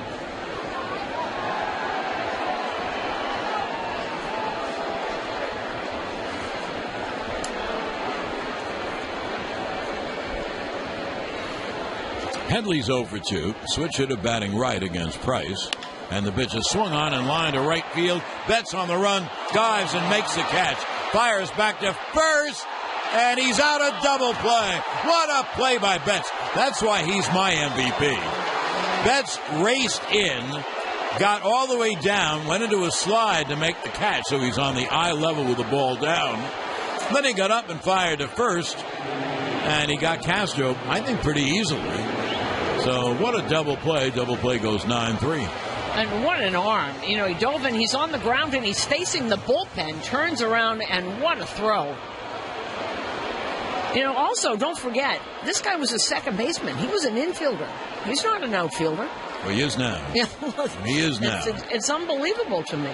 But I always think if you're a good athlete, you can play almost anywhere, and he's a great athlete and has a great arm. David Price applauding him after making that great play. Here's Didi with 2 outs. And the pitch is strike. Wow. Let's take 10-second station ID on the WFAN New York Yankees radio network, driven by Jeep. Jay Bruce and Yoenis Cespedes have homered. Mets lead the Marlins 4-1 top 6. Steve Summers follows the Yankees on WFAN and WFAN-FM New York. And the 0-1, Didi takes low. John Sterling's involvement at Yankee Stadium. 3-2 Yanks, bottom of the 6th. 2 outs and no one on. It'll be a 1-1. Didi has a base hit and 2 at bats. Hit the ball hard both times. Pitch. Swung on and line to deep right. It is high. It is far. It is gone. Yes, indeedy. Didi Gregorius makes Yankee fans euphorious. He homers to right. And the Yankees now have a 4-2 lead. Oh, and there was no doubt about that. You could hear it off the bat, and you didn't have to know the exit velo on that one. You could hear it. And David Price just turned right around. He just turned around, saw the track of the ball, and made a complete circle all around. One thing, that double play is now a big double play. If Castro is at first base, that's a 2-run home run. Put that fastball middle in to a lefty. Wow. And you know that Didi, lefty to lefty against Price, and Price is a great lefty. Do you know that Didi is now lifetime 10 for 21? Just 1 at bat worse than 500. The pitch is cut on and missed by Hicks. Now for Didi, his 20th home run. He has 70 RBIs. He leads the Yanks in ribbies. 20 home runs. That's terrific. Castro has 21. He has 20. And, of course, Sanchez, and a lot less at bats, has 20 as well. The 0-1 is low. So if he's now 10 for 21 off of David Price, that's almost 500. That's 1 at bat worse than 500. I mean, and he's a really good lefty. This isn't, some junk baller. I think that's fabulous. Yankees have no problem at second and short or catch. Here is the 1-1. Pitch outside, as I mentioned before. They're certainly hoping that Greg Bird picks up where he left off. He looked like he could really play and really hit. So that would be the left-hand hitting first baseman. Teixeira is retiring.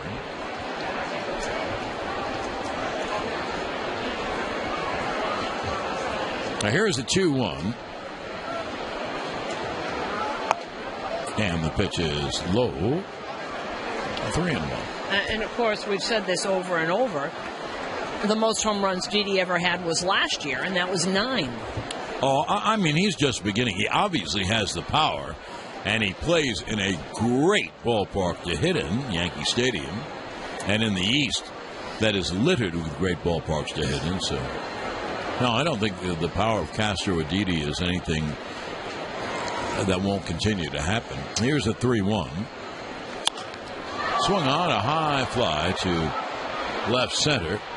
Loping in is Bradley to make the catch and end the inning. Now the Yankees get a run on the home run by Didi. 2 hits, no one left at the end of 6. Boston comes up to hit for Holt, the left-hand hitting third baseman. He'll go in and play third. Pitch. There's a strike on the outside corner at the knees. Then a left-hand hitter, Bradley, a switcher to Leon, and a left-hand hitter, Benintendi. I'm kind of surprised Tommy Lane's in again after last night. I don't know how many pitches he threw, but... Well, he's in for this inning. That's for sure. The 0-1 is low. Now, I've mentioned this before, and I swear to you that's true. When we come home, that was a long, long road trip, longest of the year. One of the things, I got up in the morning and I went out to get, newspapers and coffee and such. And one of the things that I get a great kick out of is driving my car. I really love my car. And if you drove it, you would too. I really get a kick out of it. It'll be a 1-1. I'll tell you all about it in a moment as Hill swings.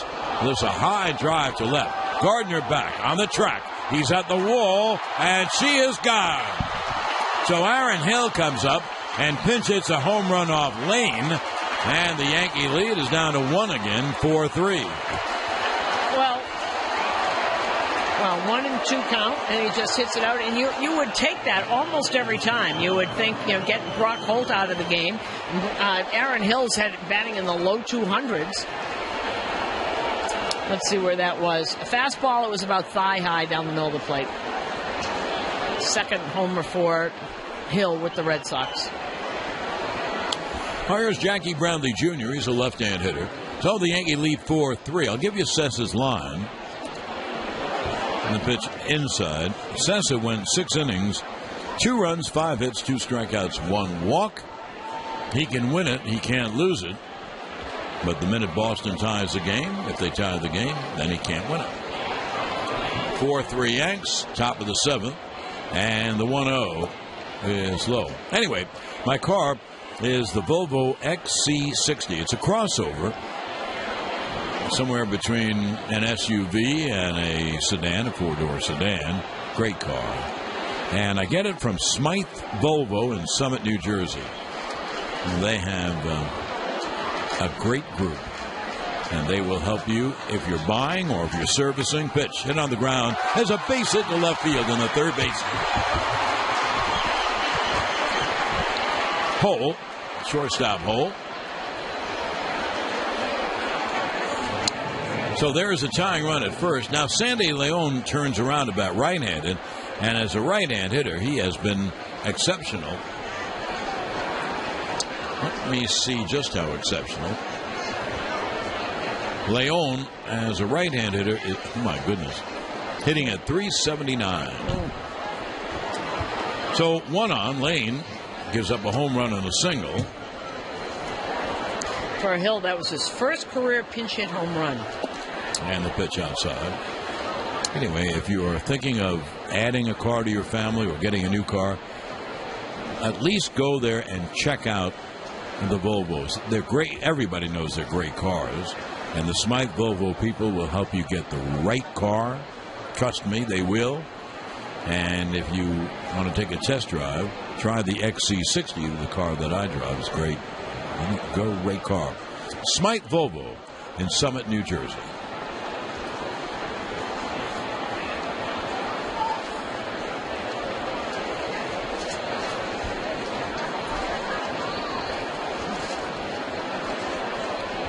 That'll be a 1-0. And the pitch is bunted up the first baseline. They actually bunt. There's no one there. The throw to first in time.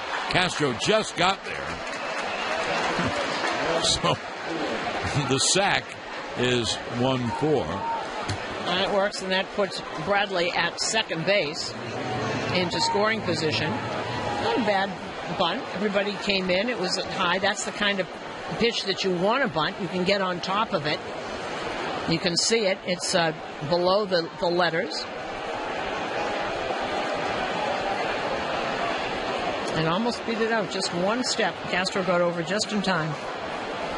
You know, Lane did one good thing. Instead of trying to throw to the bag, remember the error that Sessa made before in Benintendi, he threw the ball wide. He was kind of leading Castro, and he made a good throw. Here is Benintendi, lefty to lefty.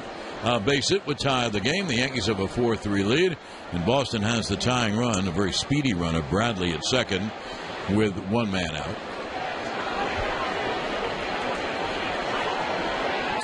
So the sacrifice goes 1-4. Pitch is low.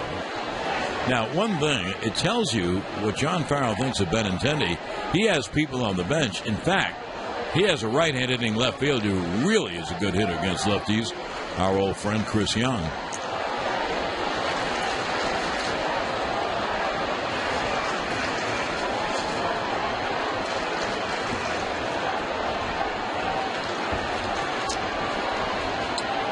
That'll be a 1-0.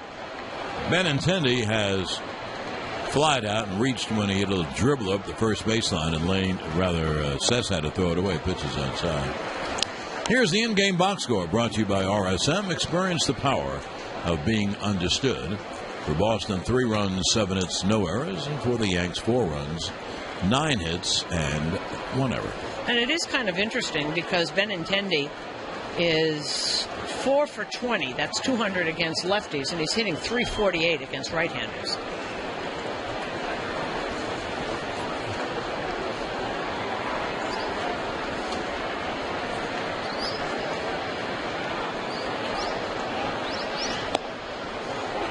Now the 2-0's a strike, and the count 2-1. This could be the last batter that Lane faces as a right-hander up in the Yankee bullpen. And after Benintendi, they have the parade of right-hand hitters. Of course, in the middle of them is a pretty good lefty hitter, too. Anyway, it'd be a 2-1. Pop fouled away, and 2-2. No, we talked about Benintendi, who's from Cincinnati, by the way, went to the University of Arkansas, and just turned 22 in July. Started the season, he was their first-round draft choice last year, that's 2015. Started in A-ball, went to Double-A, and they brought him right up.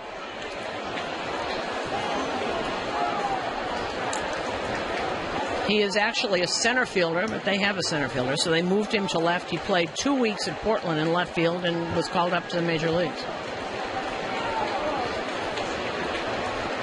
Here's the 2-2. Pitch inside, 3-2.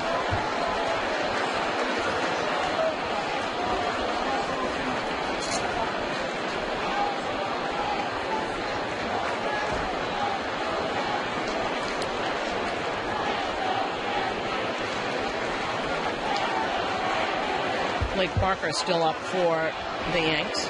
Well, here comes the 3-2. He struck him out swinging breaking ball, and they're a 2-away.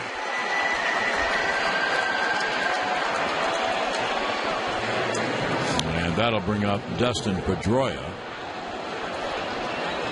And you heard Tommy Lane talk to me on pregame today about how he feels so comfortable getting out lefties. It's his bread and butter, he called it. It is his bread and butter. And he has been so good for the Yankees, you would figure they would sign him for next year. One would hope so. Also, veteran, knows what he's doing. Pedroia has a base hit, a ribby single in 3 trips. Tying run leads off second Bradley, and there's a breaking ball strike in the count 0-1, and Romine was crossed up. He had to make a great change in his glove to catch that ball. Well, that was a curve. He wasn't expecting that at all. No. No, you don't catch a ball like that. Whoa, he's lucky he did. You know, this is probably a very good thing that Joe is doing. Seeing if Lane can get out Pedroia, because then when you go to the next inning, he could pitch one batter later to Big Papi. First of all, he has to get out Pedroia to keep the Yankee lead. The pitch is inside, and the count 1-1. Backed him up, 90-mile-an-hour fastball, backed him up. Jack tells me Lane threw 24 pitches last night, so he should be all right. He's got 16 now. You know, you also want to see what he can do.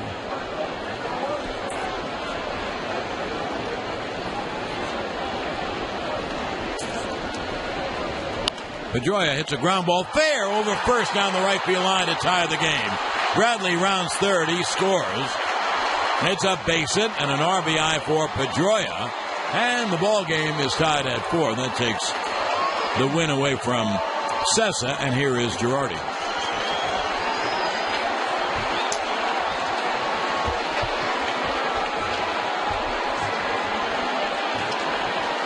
And this call to the bullpen is brought to you by your Tri-State Ford dealers. At City MD, they're ready for life's curveballs. When you're injured or sick, think City MD, where all the bases are covered. City MD has over 50 locations across New York, New Jersey, and Long Island open. He's going to be a prime contender for a rotation spot. Now here's Bogarts to hit against Blake Parker. We're all tied at 4. The lead run at first, Pedroia. The pitch is lined to right field. There's a base hit. Pedroia to second, and he holds on. The ribby single for Pedroia's second RBI of the game gives him 74. So Ortiz has 124. Betts 110. Ramirez 110. Bogarts 88. And Bradley 87. I mean, that's sensational. And as I said, Pedroia has 74. And the guy who's not playing third, he's been in the slump, Travis Shaw, he has 70. So. Well, Blake Parker had a nightmare of an inning in Toronto. If you remember, a third of an inning on Friday night, 4 hits and 4 earned runs, and he walked a couple of guys. Now, runners at first and second, 2 out, and here's Big Papi. This is what the Yankees did not want. Blake Parker, the righty, against Poppy in the pitch, breaking ball low, 1-0. Well, they call it a strike. The third base umpire, Brian O'Nora, called it a strike. On the swing, not on the pitch, but on the swing.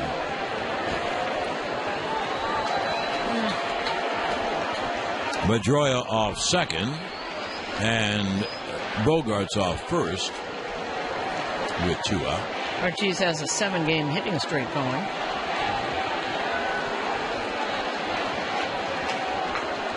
And here's the 0-1 to David. Got on, missed on a breaking ball, 1-2. Boy, 82 mile an hour breaking ball ended up in the dirt.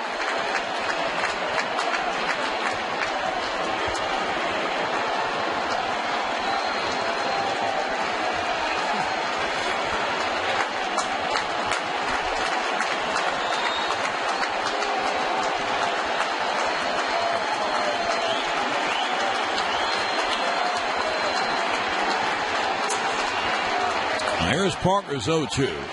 The runners lead off first and second, 2 out. And the pitch is low. 1-2. And just all breaking balls. 82, 80, 79. Trying to get all kinds of movement.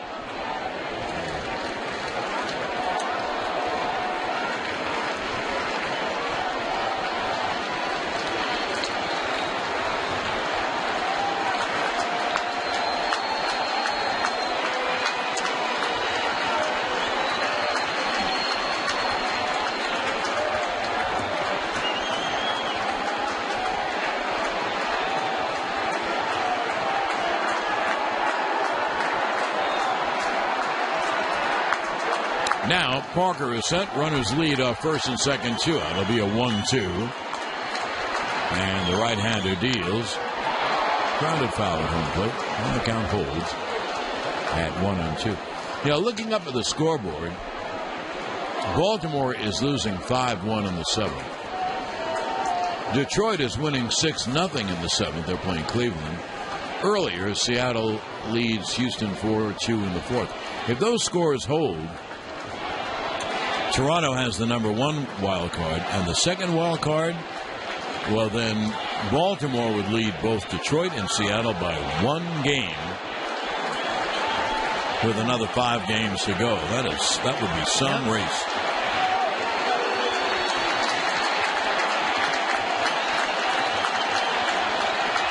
Now here's the 1-2. And Ortiz backs out. You can tell by Ortiz's swing, he's trying to hit it out every time he swings.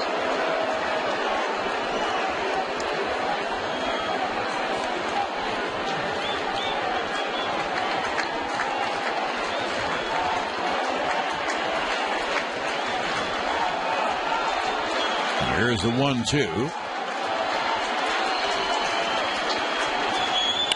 Hit on the ground to short. Didi fields from his knees, throws to first in time. Of course, Ortiz doesn't run well. However, Boston gets 2 to tie it up.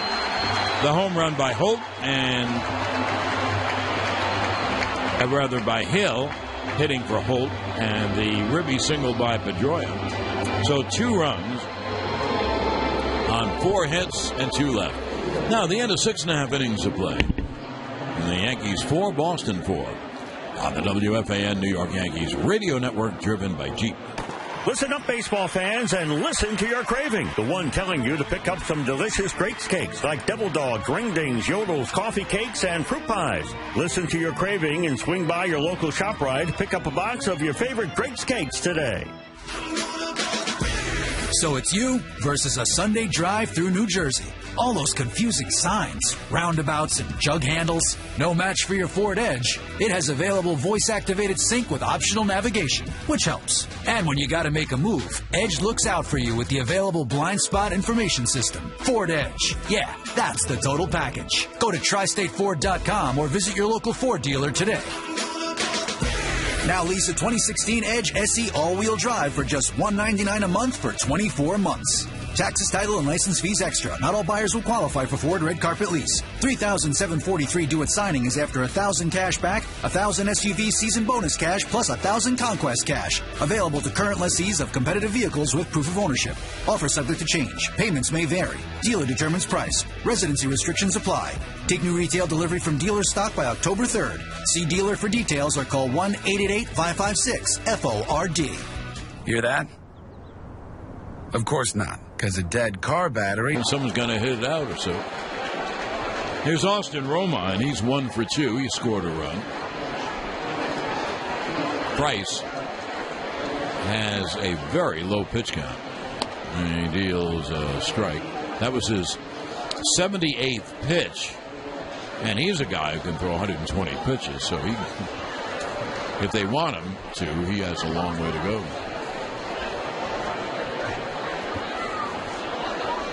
Brad Ziegler is warming up now for the Sox. It'll be an 0-1. And the pitch foul back in the count 0-2. And, of course, Aaron Hill stays at third base to pinch hitting that inning. 2017 New York Yankees season tickets are on sale now. Reserve your seats for 2017 and enjoy significant savings and flexible payment options. Your legacy starts now. So buy your 2017 Yankees season tickets today. Call 212-YANKEES or email seasontickets@yankees.com.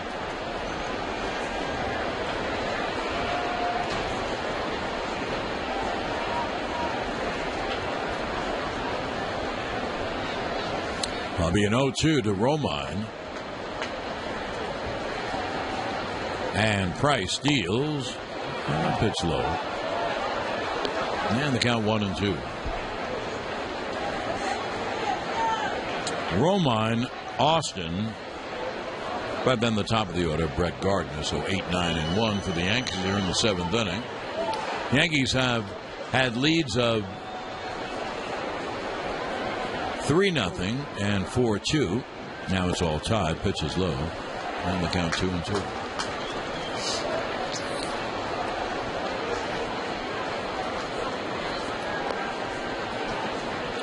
Romine took a little step out. And now back in. When Romine got his hit against Price, he went the opposite way and lined it to right field, which he's done very well this year.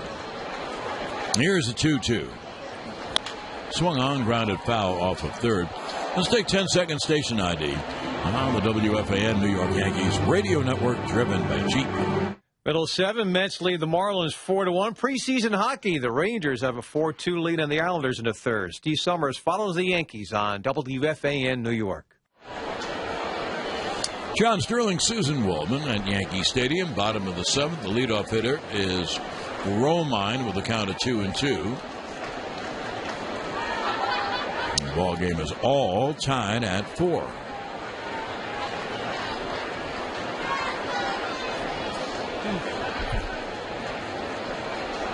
Price is very hard to clock. That's why Romine stepped out. It just takes such a long time. You get a little anxious up there.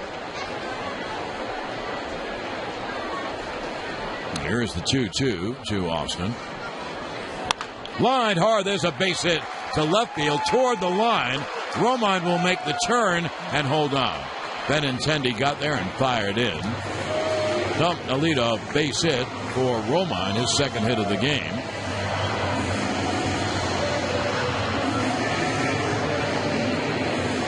And here is Tyler Austin, who is 2 for 2. Austin hit a hot shot off the glove of Holt when he was playing third for a hit. And then he lined a single in the shortstop hole. You know, now with these 2 hits for Romine, he's now 6 for 14 lifetime off of Price.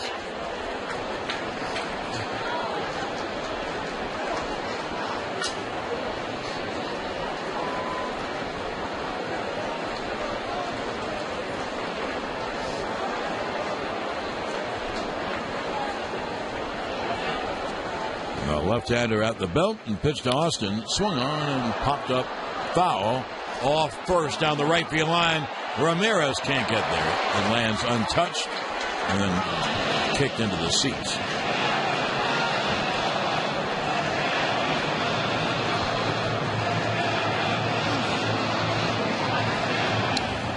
Well, while we have a chance, here is the Power Report, brought to you by Indian Point Energy Center, the region's most reliable source of electric power. Gary Sanchez, a 2-run home run, and Didi Gregorius, a solo home run. Now, for Didi, that's a big home run. That's his 20th home run of the year. It also happened to be Sanchez's 20th in a very short time. Pitch. Cut on him. It's good fastball in by Price. And for Boston, there was a home run by Hill, pinch hitting for Holt. A couple of ribby singles by Pedroia. Those are the big hits in the game, and that's the Power Report. Brought to you by Indian Point Energy Center.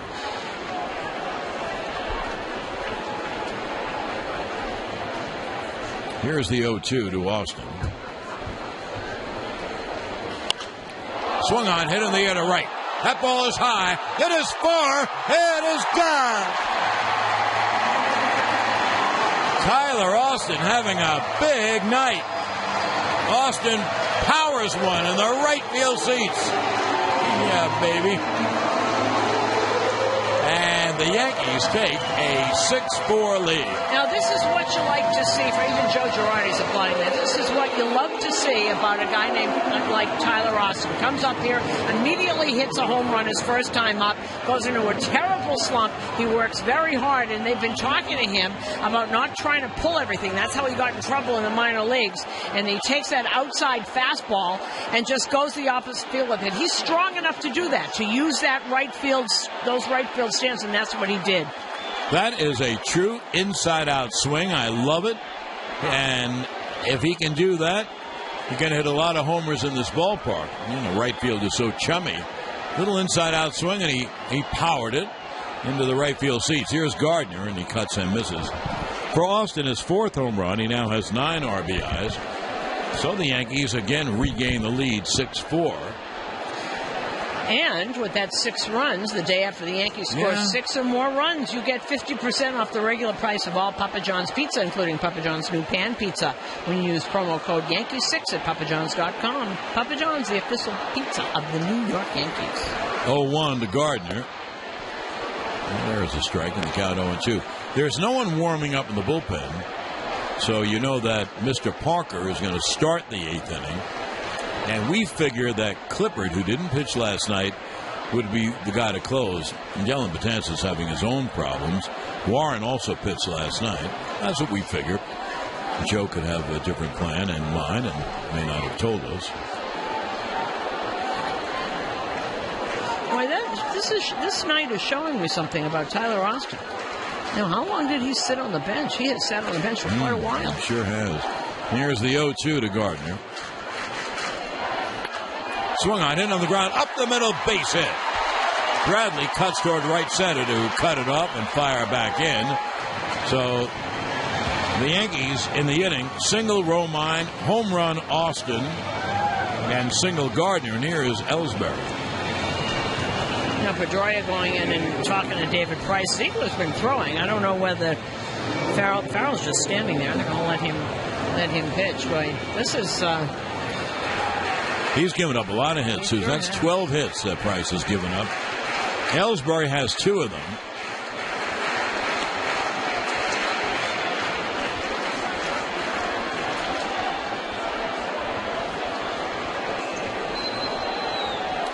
And this will be Price's 90th pitch. That's just a number because he could throw all night. Kind of like CeCe.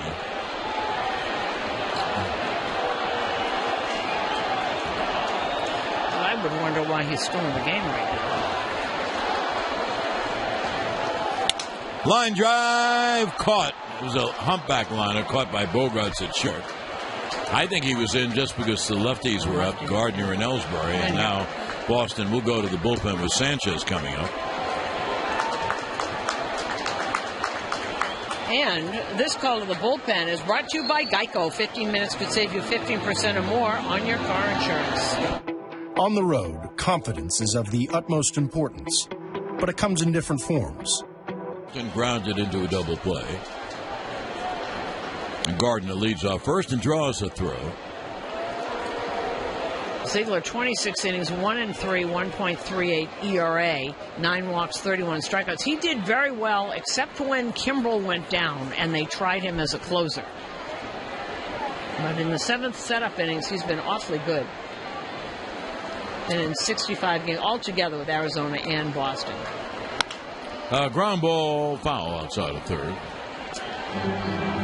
So Yankee Stadium does, like Fenway and Rogers Center and Camden Yards, yield a lot of homers. Don't forget, I never include Tampa in that because I don't know how great the ball carries, but we had a game there on this last road trip where 8 homers were hit in one game. So I guess at times the ball carries. Anyway, tonight, Sanchez has homered, Didi has homered, and Austin has homered. Think of that now. The 0-1 is hit on the ground to second. Flip it to short. There's one on to first. Double play.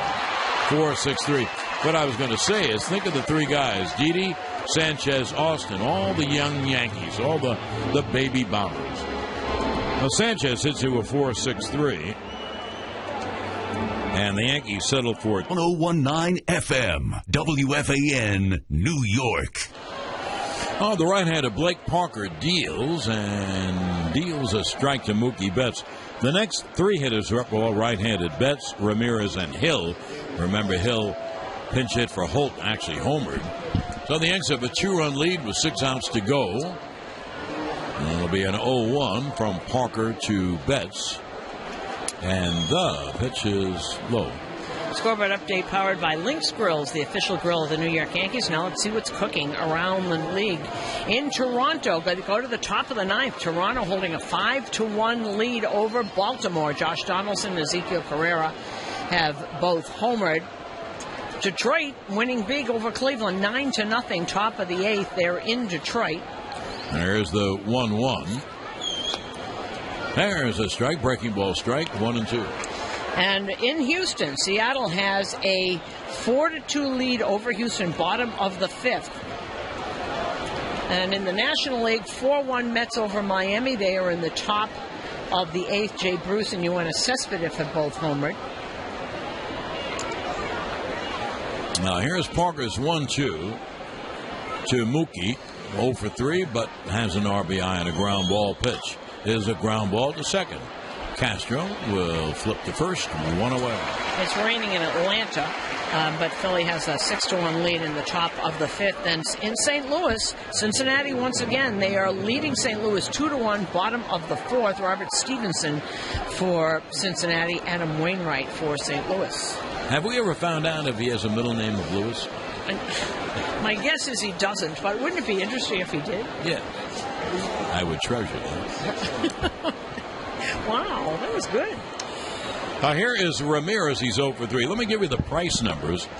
David goes 6 1/3, 6 runs, 12 hits, 2 strikeouts, and no walks. One thing, Susan gave you the scores. Obviously, Detroit's going to win their game. Cleveland clinched last night. They're probably in no condition to play anyway. Just inside. And Baltimore's getting drubbed 5-1 in the 9th, and Baltimore's lead will then be 1 over Detroit. The Seattle game is midway through, so it's, as they say, too early to call. But they do lead 4-2 in Houston. So that'll be a tremendous battle for the second wild card.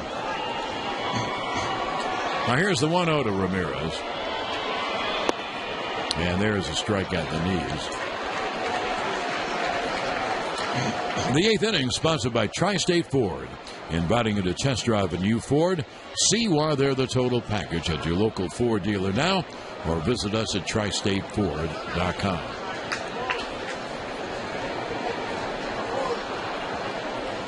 Now here's the 1-1 to Ramirez. And the pitch inside. 2-1.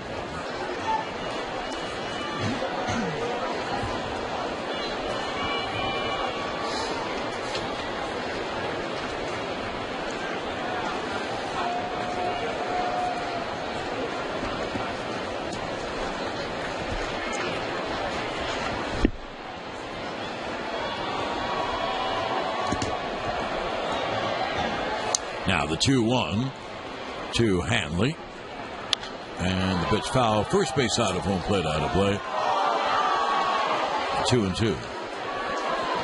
Barker throwing a fastball, 93, 94, breaking ball. Richard Blyers in the Yankee bullpen. Lefty has really done very well for the Yanks. And after Ramirez and Aaron Hill, then the final three hitters are lefty, switch, lefty.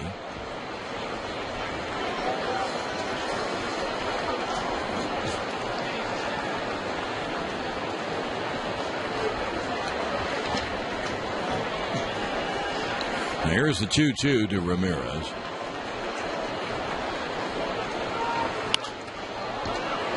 And the pitch pop foul on the play.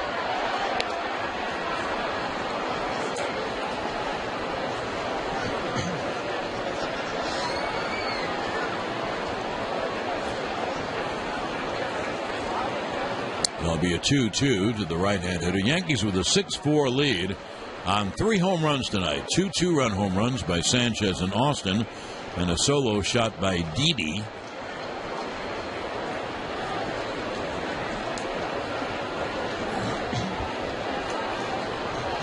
Now here's the 2-2. Breaking balls in the dirt, 3-2.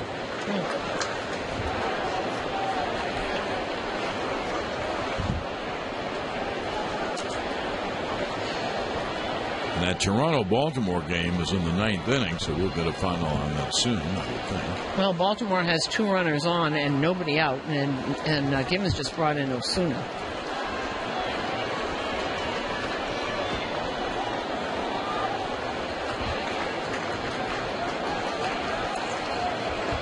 Osuna's last outing against the Yanks wasn't very good. That happens to everyone in the bullpen. And here comes the 3-2. And the pitch is low, so Ramirez walks.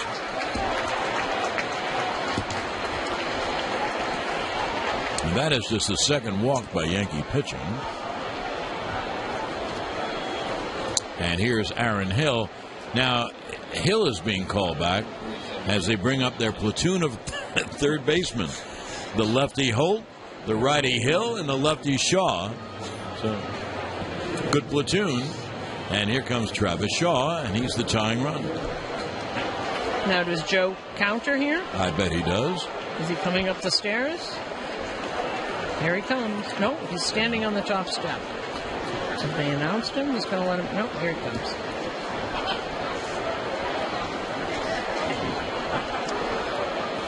And as Joe Girardi comes out to the mound, this call to the bullpen is brought to you by the New Jersey. And it is over in Toronto. Toronto beat Baltimore 5-1. And with that 5-1 lead, the first 2 guys got on, and John Gibbons brought in Osuna.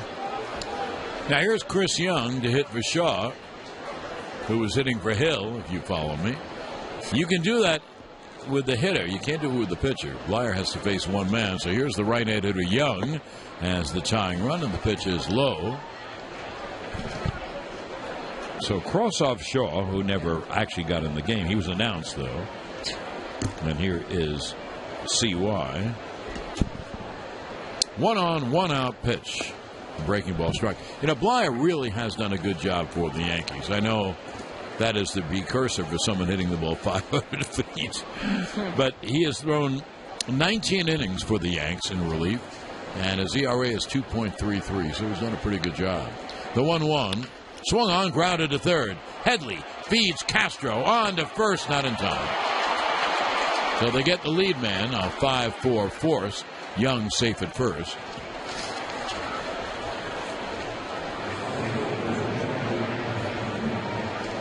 And they've used Young a lot in the end of games, and he's got a great little stat. In the 8th inning and after, he's hitting .386 with 9 extra base hits. Now, that's tough to do, sit on the bench all night long, all day long, and then come in the 8th and 9th inning and get a hit.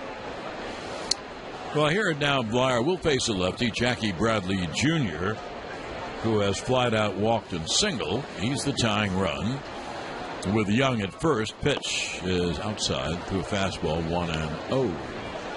So Baltimore loses, that's a big win for Toronto because they build up another lead for the first wild card. Now here's the 1-0. And there's a strike. And Baltimore finishes the year here. Toronto finishes the year in Boston. And at first you think, well, Boston won't need the games, but they are fighting for home field advantage. All three leaders, Cleveland, Texas, and Boston, they all have about the same record.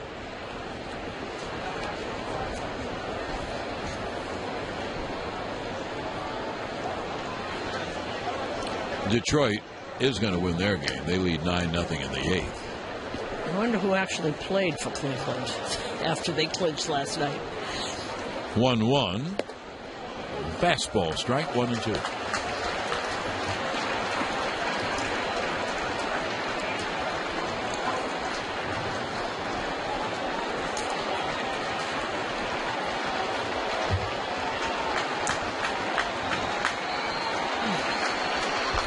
The lefty deals. Struck him out swinging, breaking ball away. And the 8th, no runs, no hits, 1 left. Now, at the end of 7.5. Combination. We are coming to you live from the Sunoco broadcast booth. Sunoco, save 5 cents on every gallon instantly with your Sunoco Rewards credit card. Devin Marrero goes to third base. And the first pitch is hit right to Marrero, who fields and throws to first on cue, 1 away. Castro grounds out 5-3. See, that's the thing about September baseball. As John Farrell's going out, we're going to have a change here. They've got 700 people on the bench. Absolutely. They've had 5 third basemen already. Something's got to be done about that. And this call to the bullpen is brought to you by your Tri-State Ford dealers. On the road, confidence is of the utmost importance. But it comes. So they turn Headley around to the right side. He actually hits better as a right-hand hitter than a left-hand hitter. And there's a strike. Then Didi, a left-hand hitter, but Didi has proven all year long that he hits lefties great. Anyway, the 0-1 is lined off the glove of Bogarts. Recovers, throws to first low off the glove of Ramirez. Not a very good-looking play. And Headley is on. I would call that an error. Let's see what the official scorer calls it.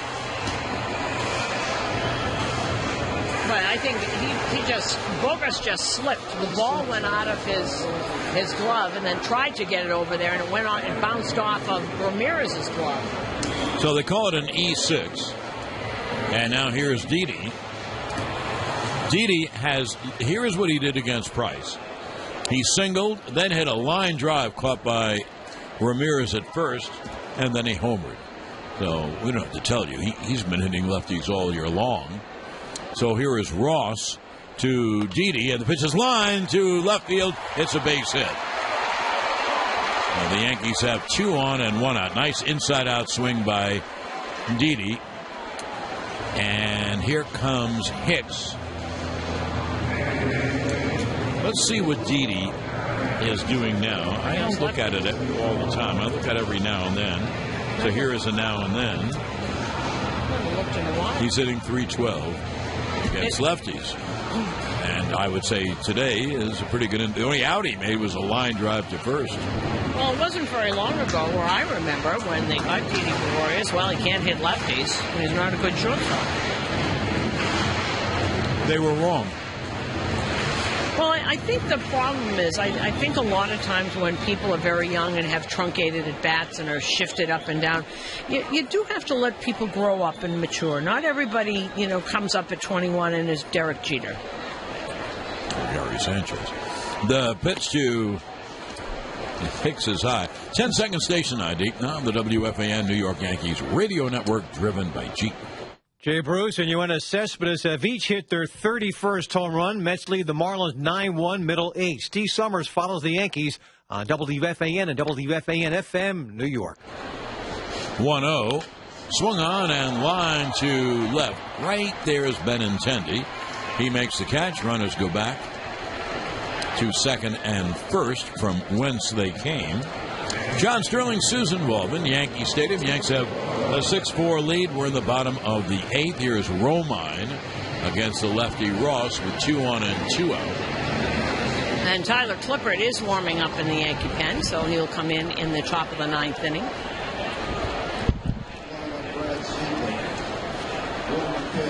You know, one thing I do want to say about the Red Sox, we are extolling their virtues, and well, we might. It's a great offensive team. Pitch is inside. But it's a normal thing to look ahead to the 9th. Who is he going to face is at the bottom of the order. It is, but the 8th guy is Leon. He's over 300. The 9th guy is Benintendi. He's over 300. The number 1 guy is Pedroia. He's over 300. So, they're all, that's a terrific hitting team. Pitch. Romine takes a strike at the knees. The Red Sox have always had a lot of great hitting teams over the years, but the thing that this group does, they hit amazing amount of doubles, and they've got a lot of speed, which really has never been a hallmark of Red Sox teams. Never. You're absolutely right. The 0-1 is grounded to short, and Bogarts flips to second just in time to end the inning. No runs, 1 hit, 1 error, and 2 left. And now at the end of 8 innings of play, it's 6-4 Yanks on the WFAN. They're down by a deuce. Ronald Torreyes goes into play second base, and Tyler Clippard comes on to try to save it for the Yanks. Here is the catcher, Sandy Leon, switch hitter, batting left. And here we go to the top of the 9th. The Yankees with a 6-4 lead.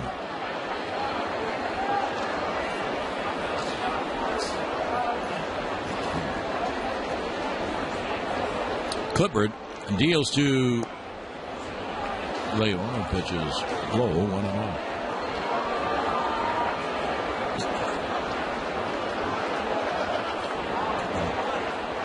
Six-4 lead on a 2-run home run by Tyler Austin after Boston rallied a tie at 4. And there's the 1-0. And the pitch low to him. And the home runs have made the difference in the ballgame.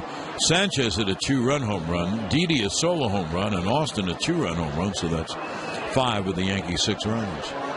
Now here's the 2-0 to Leon. 2-run lead, you don't want to walk a batter, and that immediately brings up the tying run. Leon's a good hitter.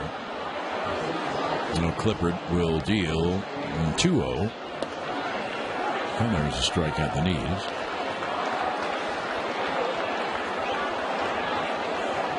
The Yankee bullpen is not quiet. The Yankees have a right-hander. I'll put the glasses on him to find out who that is. Here's the 2-1. Cut on a miss, threw it by him.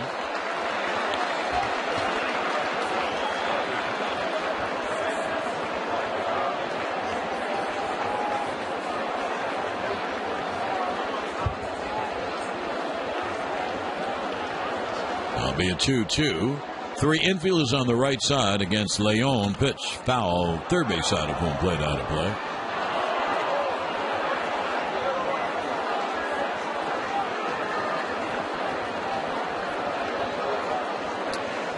So Baltimore lost, and Detroit is going to win. They have a 12-0 lead in the 8th against Cleveland. The 2-2 struck him out swinging. Off-speed pitch, probably a splitter. It was up. But the off-speed got Leon one away. Please stay tuned following the game for the Agera Energy New York Yankees postgame show. Agera Energy, New York's choice for retail energy supply. Visit agerafan.com for a hassle-free quote. Well, one away, and here is the lefty hitting outfielder, Andrew Benintendi.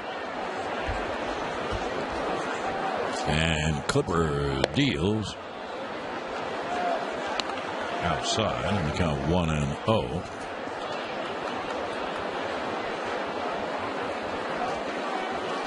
I knew I hadn't seen him in a long time.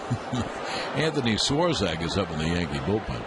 Here's the 1-0 to Benintendi, and the pitch is line, base hit over first, down the right field line, rolling to the right field corner, extra bases, chased down there by Hicks.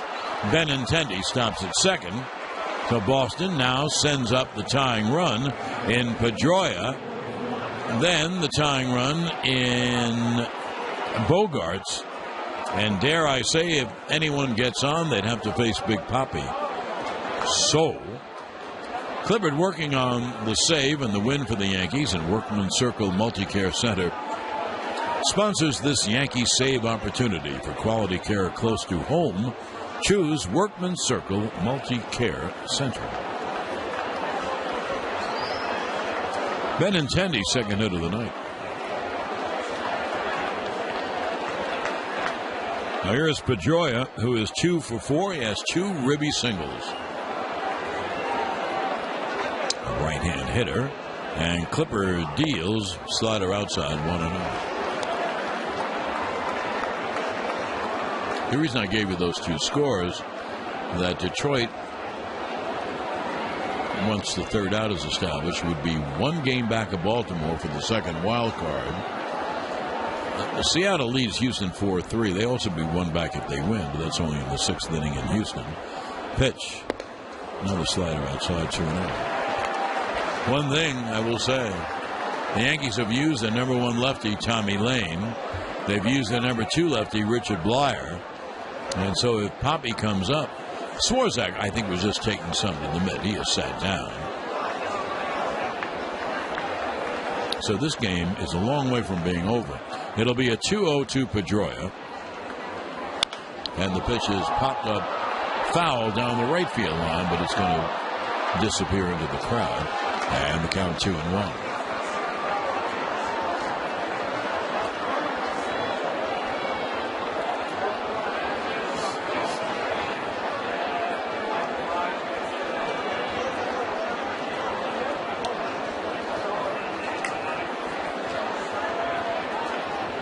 Benintendi, the runner at second.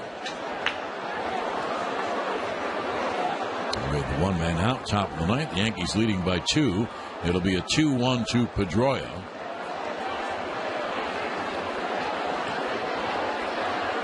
And Clipper deals. It's low, 3-1. Well, Pedroia gets on. The tying runs will be on base, and then the hitter would be the go-ahead run. And the hitter coming up next, Xander Bogaerts, as I look down at my scorecard, is 3 for 4 on the night.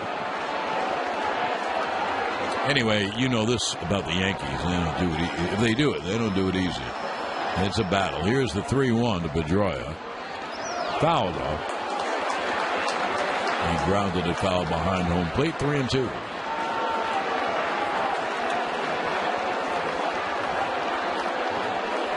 Now Roman goes out for a little chat with Clip.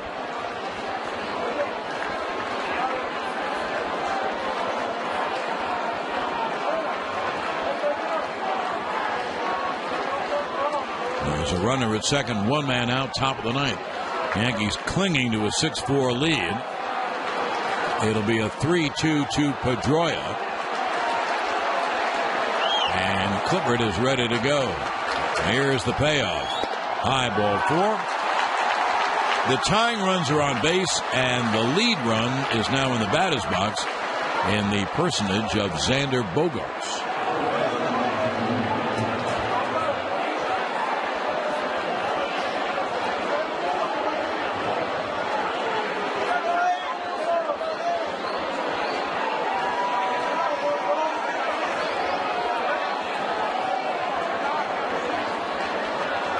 Bogaerts, a right-hand hitter, is 3 for 4.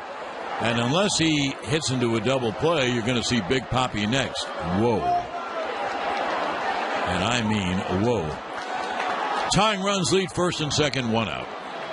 And the pitch is swung on and popped him up. So Big Papi is going to hit.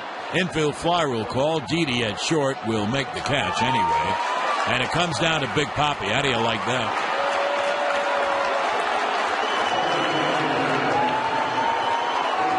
And as I mentioned, and normally this at-bat screams for a lefty, or Mariano. But the Yankees have used the number 1 lefty, Tommy Lane, and the number 2 lefty, Richard Blyer. Papi has flied out, popped out, struck out, and grounded out. Now he's 0 for 4. So it comes down to Poppy with 2 on and 2 out, and Boston trailing by 2. Didi stays on the left side. He does play up the middle. Torreyes plays in right field. And the pitch, there's a strike. And the count 0-1. 2 on, 2 out, top of the ninth. Everyone standing at the stadium. The Yankees have a 6-4 lead. Poppy is the lead run. Benintendi off second. Pedroia off first.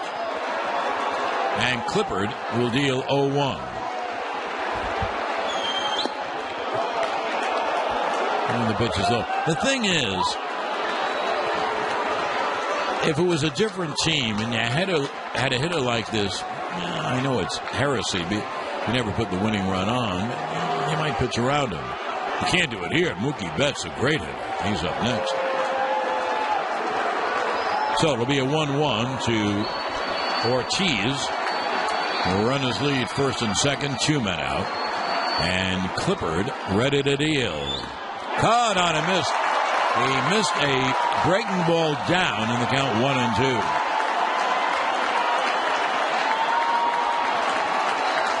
So the Yankees and the Yankee Clippard just 1 strike away. Maybe a tough strike to get, but they're 1 strike away. Didi plays on the third base side of second just. Torreyes, the second baseman, is out in right field. Austin at first base has his feet on the grass behind first. The outfield straight away and deep. Even Gardner in left field is very deep, because they're also trying to cut off a double in the gap. Now Romine goes out to talk to Clippard.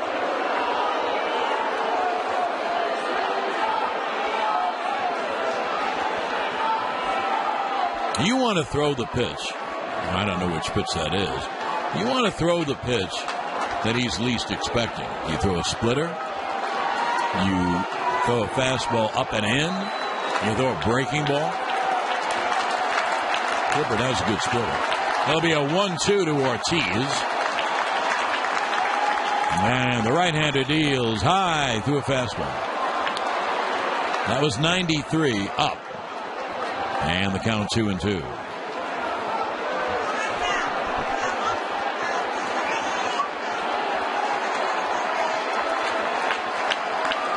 Clippard ready to go. The 2-2. A bouncer. And you figure that was a splitter. A straight down, and now Romine goes out again. This is a great advantage for Boston because the count's 3-2 with 2 out. So the runners are running. So if there's a base hit in the gap, the 2-run score, or maybe down the line the run score, because they have a head start. Boston is playing with his feet on the grass, so Pedroia can get any lead he wants. Now here comes the 3-2 from Clippard. The pitch. He struck him out swinging. Ball game over. Yankees win. The Yankees win. What an exciting finish. After last night, where we had what an exciting finish. And the Yankees have now won 2 in a row. They beat Boston tonight 6-4, and they deny Boston the chance to clinch tonight. Toronto has won. In the 9th inning, for the Red Sox, no runs, 1 hit, and 2 left. And the final, the Yankees 6 and Boston 4. We'll wait for Susan to get her star. Well, a great finish with Clippard on a 3-2 pitch, striking out Big Poppy with